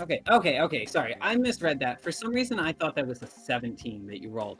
So, Oh, no. So a 12 for you for hardware is actually pretty standard because the average dice roll with a pair of 6s is going to be a 7, and you have a +5. But, yeah, so this piece of machinery is used for,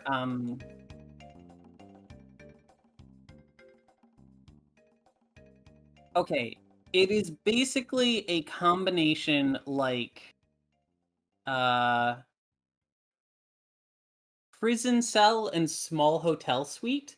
It is designed to be something that you put somebody in, which allows them maximum comfort at maximum security. Very comfortable, impossible to get out. Yes. Okay. So at this point, I think Evelyn has finished calming the girl down and convinced her that she can somewhat trust you. No more Nephilim? I mean, let's have, if we're gonna have that conversation, let's have that conversation. So Holy shit, does she actually look like that? she's a compared to us? 10-foot tall 10-year-old. Damn. Yeah, she's like twice as big. She's twice as tall as Evelyn, despite being having the physical appearance of somebody who would be like... Is Evelyn only 5 feet tall? I mean, That's pretty average. yeah. It's annoying me so much that I don't know what this girl's name is, because I wrote her name down and she I had all kinds of information about her written down and I'm struggling to find it. Give me a second.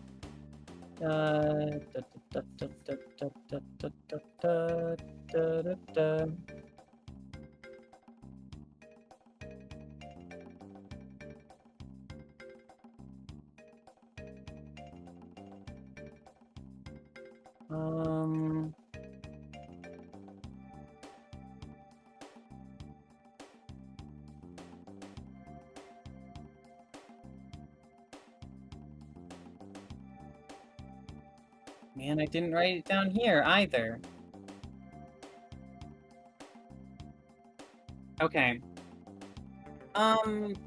Do we have... Can anybody find the game notes from the game when we went to the village?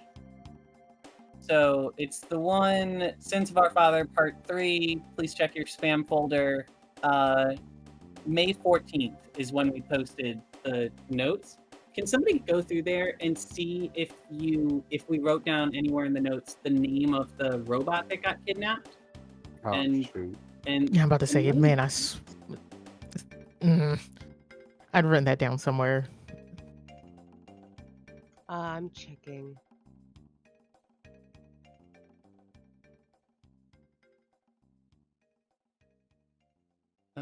come on, comments. Load the comments. The comments won't load.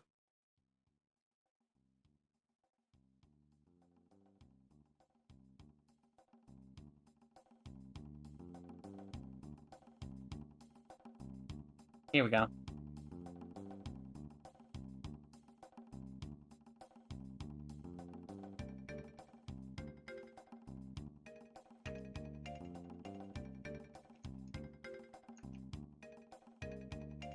You know what? It might be the one after that. It's the one after that, because that game ends with you guys finding the terminal village. No, wait, no, it doesn't. Nope, I'm reading that wrong. After arriving...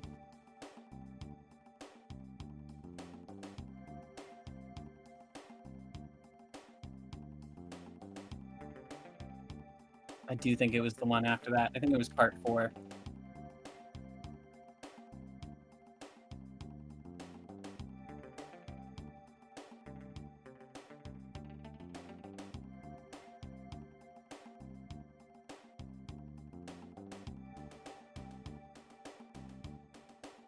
Oh, well, that's not right.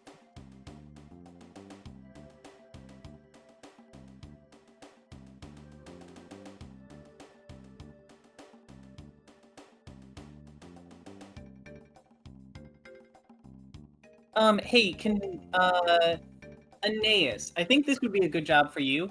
Can you go on, like, behind the name or something and pull me up a good name for this character, for the girl? I'm Yeah. finding something else that's relevant, but, What are you looking for? I mean, at this point, you guys pretty much get what her whole thing is. I'm finding the name of the network terminal that was fused into her. Oh, Jesus. This is where there was a line where you said, like, you know, anything we find up there, like, I think we should kill them anyway because of, like, all the things they've done. And I'm like, she's done some shit, but she's not in a good place. Did we not write down...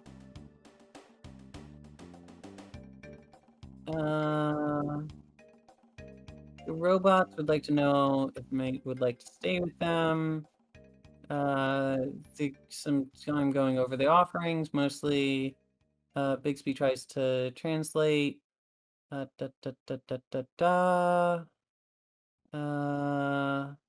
We asked them. Pascal was originally responsible for watching over the area. Eventually, Red Corp, the robots. After some discussion, the sides.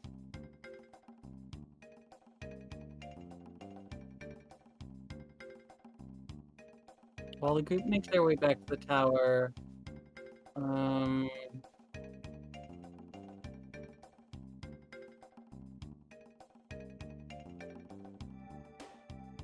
I can't believe that we would have not written this down, but I just read all the game notes of those chapters. I see a B9. We could just put in like a filler one and then go back Yeah, and figure it out. Because we had a name and it's somewhere, but It's somewhere. We probably just have to listen to the recording again, which we can do after. Yeah, I had a. It was only good because it was like an acronym.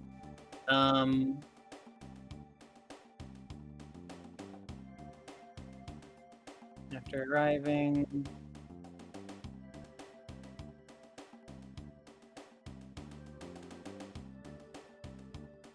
Okay. Mike, can you give me a droid name acronym?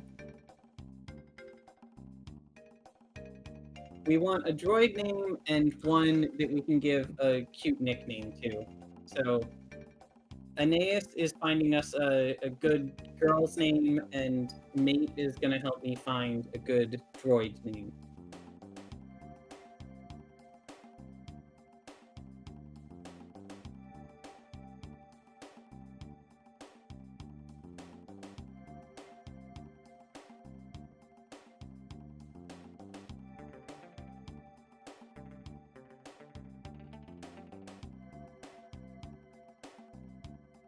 I am the droid named Monday, Tuesday, Wednesday, Thursday, Friday, Saturday. It's a bad droid name. Old joke from Aqua Teen Hunger Force. All right. It's what the robot cool. suggested It's in that they chat. name their League of Doom. Yeah. We shall be known as Monday, Tuesday, Wednesday. So how would you pronounce that? Is it literally just and T? Yeah, almost like auntie. Like and -t. Ah. Somebody call Killmonger. Yep. I'm thinking it's pronounced like auntie. Auntie. I love it.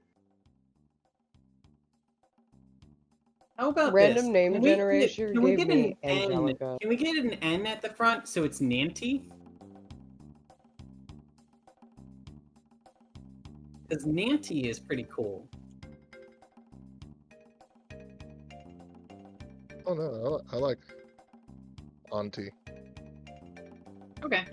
It's just weird because it's like an older person name and she's very young. Avalon, did you get us I thought that was the droid name. Yeah, that's for Like, the It is network the terminal. droid name, but it's confusing. 'Cause she's not a droid. Yeah.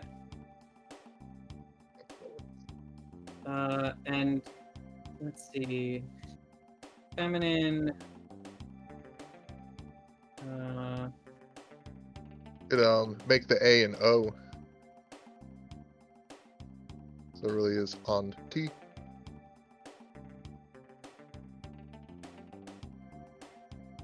Auntie is pretty good. Grace. Aeneas, so I give you, how do you feel about Grace for the girl's name? Yeah, that's fine. Okay. I am sorry I spent so long on that. I swear I had that written down somewhere. We could circle back and find it. It's no big deal. So, the girl introduces herself as Grace, and then she pauses for a bit and says, "Oh, weird. I guess I've never said it out loud. I'm Grace, and I'm also Auntie. That's what the other terminals called me. I'm, Artificial Network Defense Technology, ANDT. But the other terminals called me Auntie, and I think she looks at Bigsby and she is very hesitantly like, "Hi again, Bigsby." I again, says Roy from this rooftop. Very With his gun out. Yeah, Bixby's very confused. I think she takes a hesitant step forward. Bigsby will slowly walk forward, but like wants to scan. Something's off. Is the source of the blinding light actually her Yes. itself? Okay. Okay. Because And- the digital signature isn't the same. So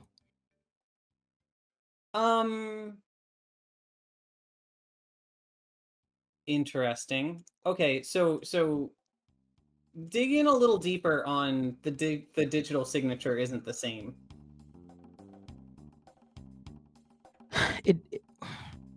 it's like you know something or someone, or like you'll hear a song and you can kind of recall it, or kind of recall like what that song is, but not what it really is about, or maybe even the name of the song. Like I gotcha. it's not So- matching. Like there's a mismatch to the information. Sure, because she is fully apotheosized. There is a computer in her brain, as well as a computer brain, as well as a meat brain, a regular human brain. And to be clear, that computer brain is also made of meat. It is a meat brain that was created out of a computer hard drive. So we'll get to that in a second. You know what it is? I think that you're able to kind of like ping her and look at like the results that are coming off of it. And it's almost like, I like that you use the expression of like a song that you remember. It's almost like hearing somebody else cover a song that you love. And I think once she realizes that, she goes, "Oh, yeah, sorry about that. That's what you're sensing that's off. That's me, Grace. Except I'm also Auntie. I'm both of them at once. So there is no all here Auntie left. It's just me and us. That is me. Does that make Weird. sense? Oh, it sure does. Bigsby is both happy and very frightened by what is taking place. I think she hesitantly takes a few steps towards them. Does Bigsby like back up? I also have a question. Yes. Me too. Did they destroy all of the other terminals in order to like they kept trying over and over again, destroying each terminal until they finally got it right with Auntie? Yes. Okay. You were able to tell from the like notes that you found and stuff Okay. that All the other terminals have been destroyed. yeah, she's like the 17th attempt and she is the only successful attempt. So every single other terminal's chip has been obliterated. Yeah, those are gone. Damn. They're dead forever. So did Bigsby like back up when she walked towards them?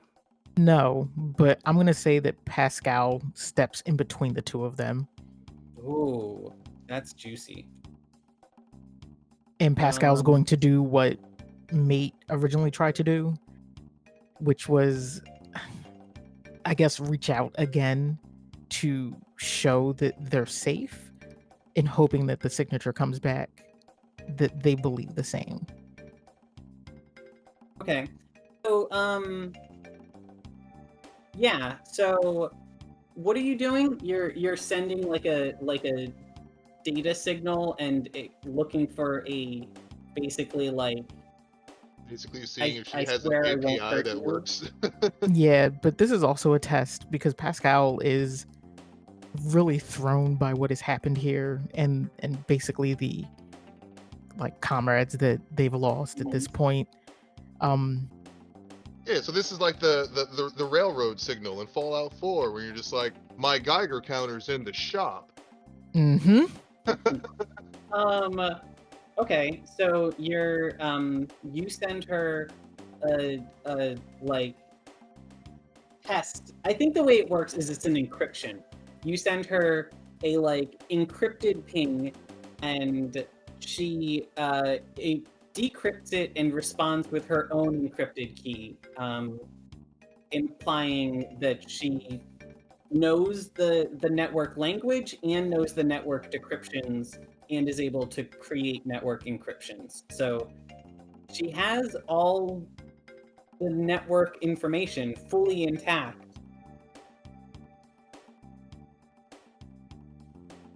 Yeah, I think at this point, Pascal will reach out a hand to welcome Grace, but is mostly looking to see if enough of Auntie is still in there. Like, Roy wants to send down his drone to get in the middle of this interaction. Oh, we're gonna have more people in the middle. Yeah, we're doing more. It floats down, and it's so that Roy doesn't have to yell. It's projecting his voice towards her, and it says, and he says to her, "You are an anomaly. Are you willing to answer questions?"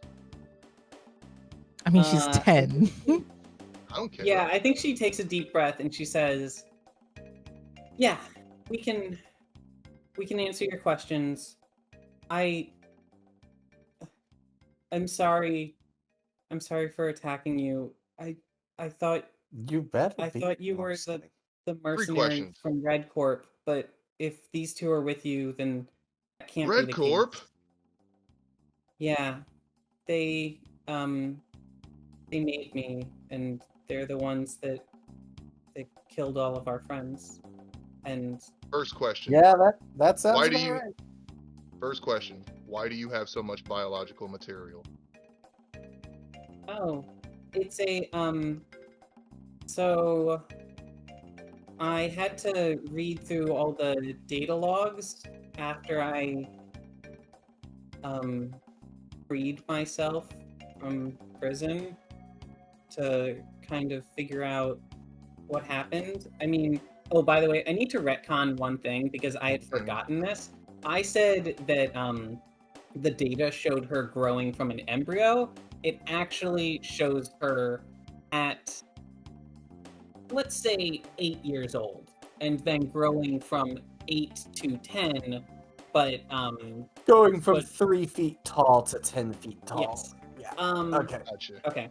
So she says, because, well, I mean, I remembered being taken from my mother, and I remembered our house, and I remembered everything about my childhood, but I also remembered, you two.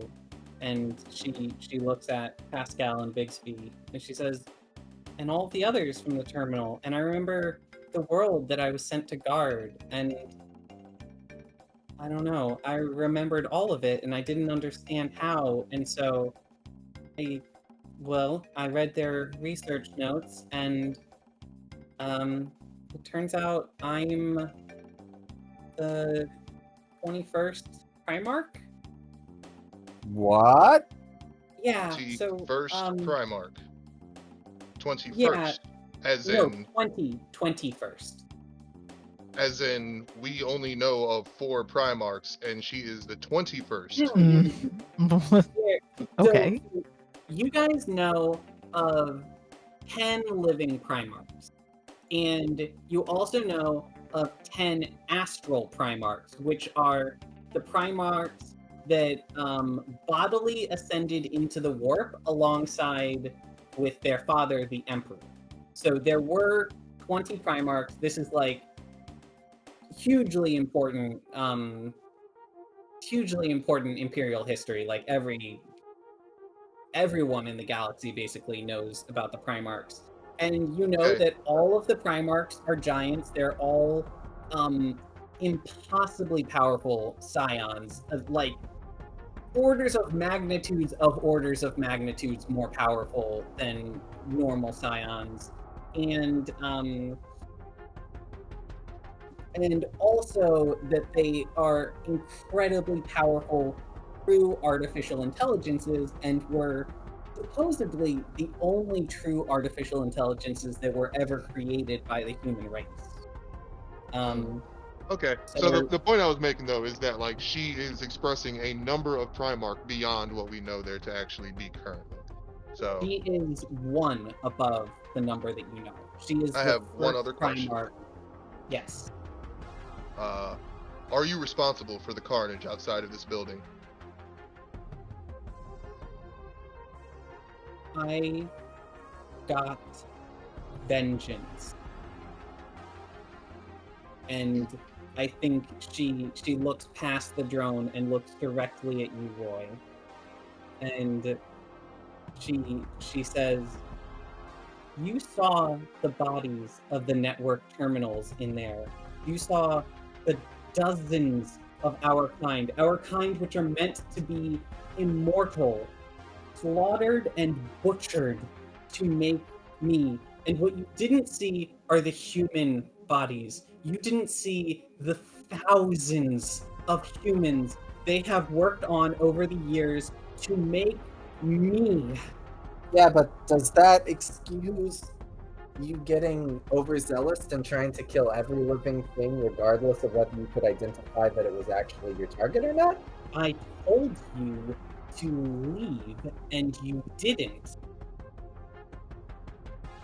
What now? She told who to Okay. leave?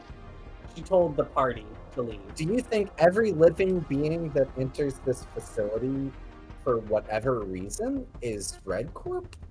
No, I know that Red Corp is coming for me. I know that it's in their playbook, and I know that they're clever.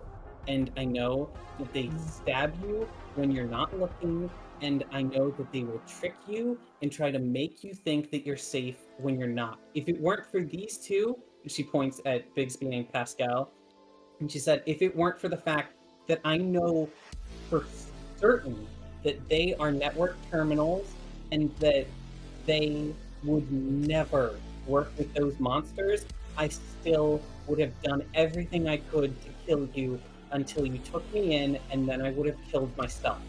I will never let Red Corp have me again. Sounds like you need therapy. Roy Fuck says yes, to the I rest need of therapy. the party. We all need therapy. Roy says to the rest of the party, "This creature is not our enemy." And he puts away his gun. That's cool. That's a good character moment. Yeah, I think she looks at you, Roy, and she thanks you. Did Roy just jump down, or did Yeah. he walk? Yep. That Yep.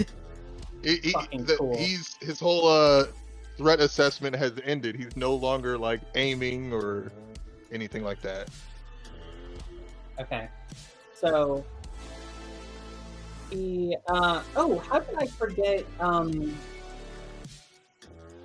forgot this dude, and I absolutely should not have. I mean, he was Because, freaking out. Yeah, but I think he came in when he heard the crash as you guys came into this room. So he's a little bit behind you guys, but he walks up and he says, "Hey there, I think you're my sister?"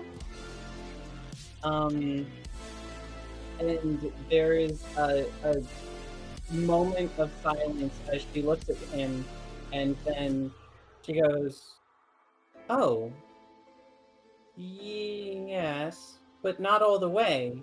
You are incomplete." And she walks up to him and runs a finger over his head, and he's like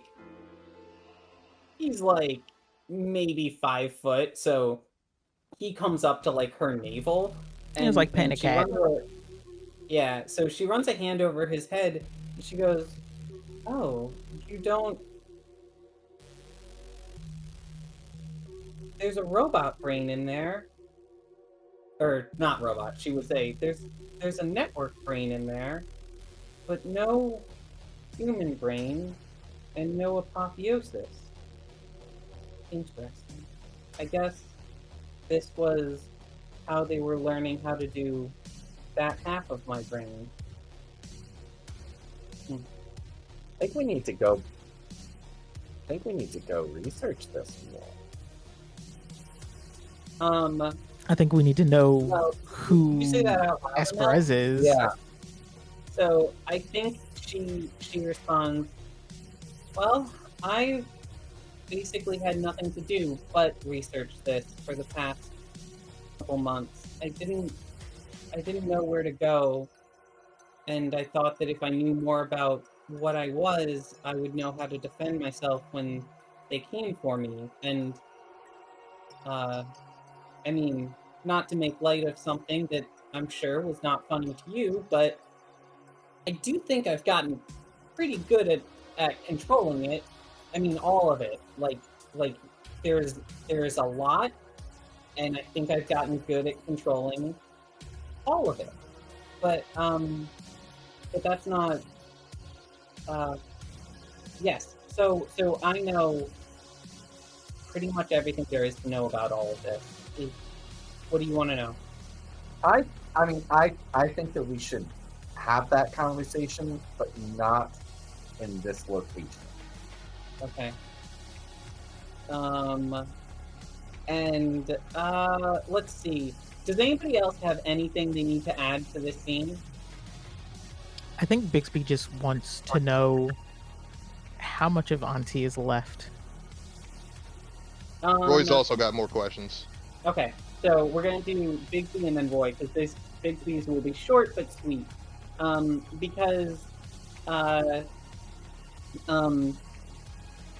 Grace Auntie, the entity that is both Grace and Auntie, walks up to you and tall as Bigsby.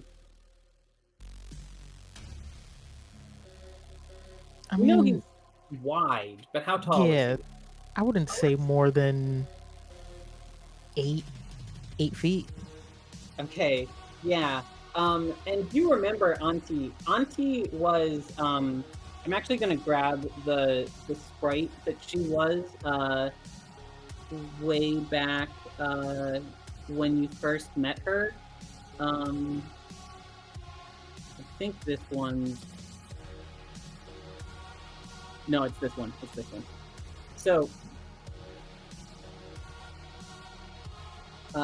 you're looking in your memory, and you remember Auntie, and Auntie looked like this.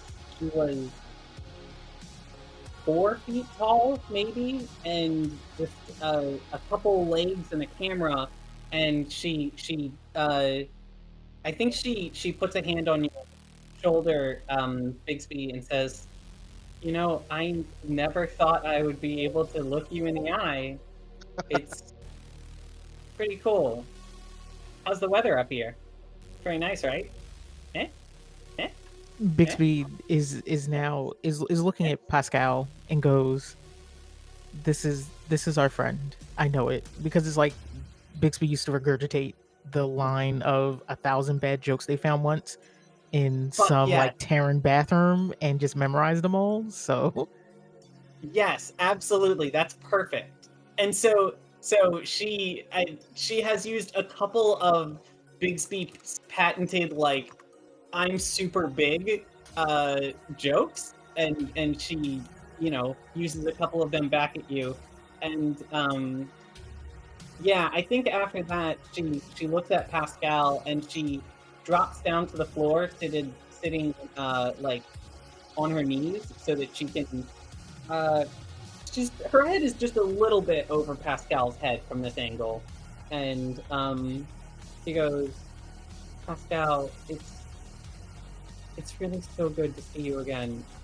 Tell me, how's the village doing?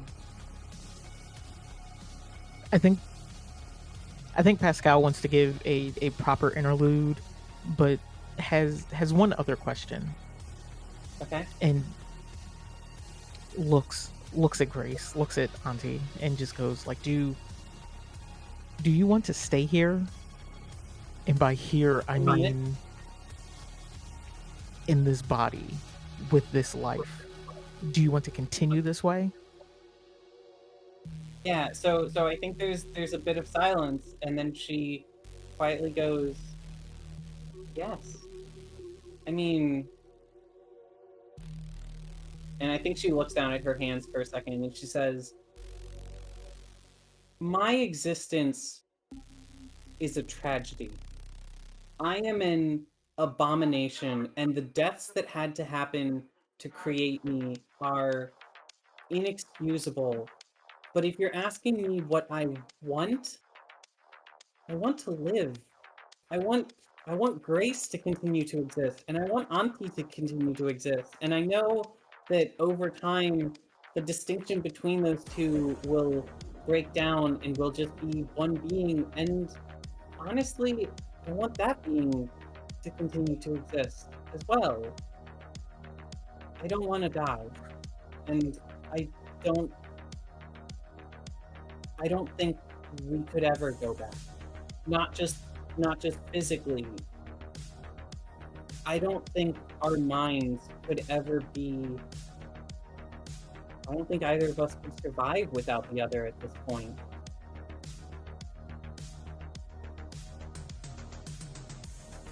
Pascal I would guess that's take a no. a pause, but then would provide another encrypted message, which is just a series of pictures that they had taken since Auntie had been taken, and just showing like how the village had grown. Because I want to say that Pascal was the first. Bigsby didn't come, but so long after that. If it's not in canon, it's fine now to just make it that Auntie should be like one of the first 5 that should have showed up at the village, if not one of the first with Pascal. She's one of the first 5 that showed up at the village. She is the most recent one to be taken. Yes, and I think that's why that stings the most. Yeah. I do have a quick question. Mm-hmm. Is it their desire to stay in this facility? Like not No. Oh, okay. She wants to get out of this facility. She just didn't know what to do, and she's been kind of paralyzed with the dawning reality of choice. Where do I go? Where do I go, and what am I, and how do I even begin, and all that stuff. And it was easier to just wait for Red Corp to make their move. Right. Yeah. Fair. I think for now, Bigsby and specifically Pascal would want, at the very least, to introduce the new Grace Auntie to the group. And it will take some time to kind of have them adjust to it, but it would be better than having nothing, because Pascal's still very hurt from seeing all of their other friends just completely like demolished and desecrated for the sake of this. But if this entity that is their friend wants to exist, they would be more than happy to show them like kind of what the world is now that they're together. So like they're going to do whatever they can to get them out of here if that's what their wish is. Okay. So is it fair to say that Roy has been kind of like staring at her while all these other conversations happen? Yep. Okay. I think she finally like acknowledges him and takes a deep sigh and gets up and walks over, and he says, "You look like you need to talk. I'm Grace Auntie." And she reaches a hand out.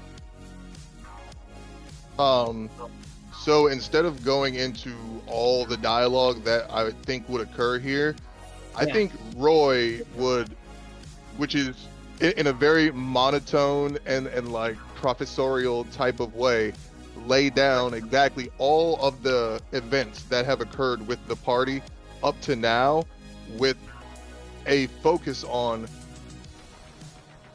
I am looking for an answer to what I am. Not the shell that you see before you, but what I am beyond that. And I think that we have a similar enemy. We are both we both want Red Corp to pay for what it's done. You've taken your vengeance, but I've not taken mine. After knowing all of this and what we've done, can you tell me anything about who I am? And would you be willing to come with us in our hunt for Red Corp? In my hunt for Red Corp, I should say, because the whole party Yeah, hasn't bought onto that. So that part is an easy answer. She says, yes. Yes. If you can give me an opportunity to take them down, then I will gladly take it. As for the other,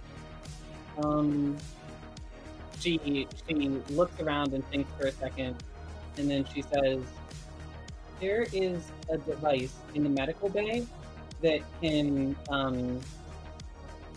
scan a brain similar to the process we use for apotheosis, but without non-invasively. And that would give me your code, and then I could use the code to figure out what happened with you. There's a good chance that your old body is in the other room, Dad. Would you want to see it? Roy doesn't accept that. Roy doesn't accept that he's one of these network terminals that was used in the creation of something else. Interesting. Why? Because of the knowledge that he has about like individuals like he and Hyakamaru being something else that's not of machine origin that was put into a human shell.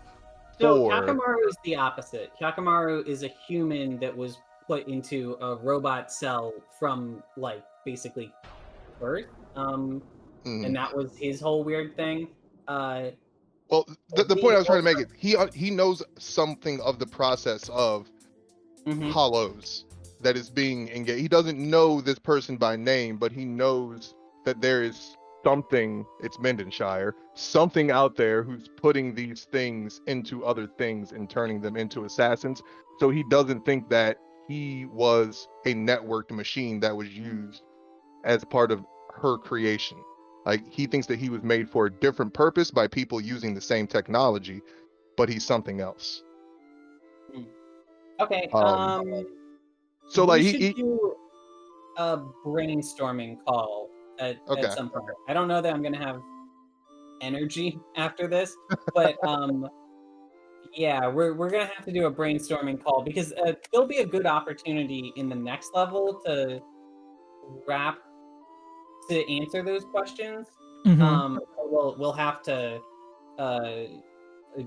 figure out where we're going with that. I do also want to, but last thing is like, if she's coming with us at one stipulation, I just feel like her threat assessment is just kind of like jittery and on edge, and I want her to like promise that she's just not gonna like, we're in it together. I don't want her to like fly off at the handle of something. We get in a lot of situations where I feel like she might be like threatened, especially in that one town we started in, right? That's like all ruckus and like crazy. Yeah. Like, I don't want her to just like go off and like murder someone because she thought that they were Red Corp necessarily. Yeah. Right. So Evan was a bit away from the mic. Did everyone hear that? Oh yeah. Yep. Sorry. Yeah. No, I got all that. That makes a lot of sense. Like, I'm not trying to be a jerk. No. It also goes toward like at least what Roy is thinking. The concept of, okay, this is like a god form type thing, but she or it or whatever is still fallible, because what she just said about me being a network machine in this other room in this pile, that doesn't vibe with what I already know. So she's not perfect. Like, she is a 10-year-old thing. She thinks that things are occurring as part of her story, but she doesn't realize that she may be a side character in somebody else's story. Yeah. So she's still a child. So her response is so I am going to get that brain scan device though. Auntie was a fairly stable individual. They were careful and precise and didn't jump to decisions. Grace was a bit more wild than that. And you're right. I mean, if I'm being auntie for a second, then yes, I acknowledge what you're saying. That's a good point. I need a safety. Like on a gun. Yeah. And I think I mean, I kind of hate to do this with somebody who's like so new to the party, but it's the only thing that like really makes sense. I think she looks at Pascal and she says, Pascal, I trust you absolutely. You're smart and you are good. And I will not open fire or do anything to hurt others unless you give me the okay. And then she looks back at Roy and she says, is this acceptable? Or actually, Emil was the one that asked that. Yeah. Yeah. That's Roy great. don't care. That to me, that's the perfect solution. Yeah. No, I agree. That's great. And I mean, I like the idea that I like the idea of this like dual mind that still has some time until it fuses into a single mind of like, because there's that little bit of separation, Grace is impulsive and Grace makes Auntie impulsive, but Auntie recognizes that Grace is impulsive and therefore can take steps to tamp that down. Okay. There's good choices of music with Final Fantasy IX and the Yeah, parts. no, the music this game has been awesome. Roy turns to Emil and Evelyn and asks, would it be possible, Emil, for you to disassemble the brain scanning device that Auntie mentioned is in the other room? And Evelyn, would you be able to teleport it back to our ship? I don't know. You gotta pay me or something. No, I'm kidding. I'll do it. It's fine. You already say, damn it, Evelyn. Every time I ask you something, every time. You get shocked once, and then all of a sudden it's no, Roy, no, Roy. Okay. This is great. So, let's, does anybody else have any other points they need to throw down? Because I think that's a great ending point for the game. Yeah. Yeah, I think that's really good. Yeah. This was a long game, but this story has been a long time coming. So, so I'm really glad to have that done. And this chapter isn't all the way over. We've got a little bit left in it before you guys can, drop Esperez back off at home. But after probably next game, we're going to be going into the epilogue before the final chapter. Okay, Is that yeah. the final chapter of Spacefare or the final chapter of this half of Spacefare? Final chapter of Spacefare Part 1. And then we're going into the next one. Yep. Cool. I'm excited. Yeah, this is really good. Cool. Yeah, this was a lot. I think this scene was pretty much everything I wanted it to be and more. You guys added some like really interesting twists in there. All right, then I think we're done for the day. Cool beans. Right. Well, thank you, everyone. All right. Thank you for recording. I'll see y'all next week or whatever week. Bye. We do Yeah. next. Cool beans. Bye, Catch y'all. everyone. Have a good week, y'all. See ya. All right, y'all. Peace. Peace.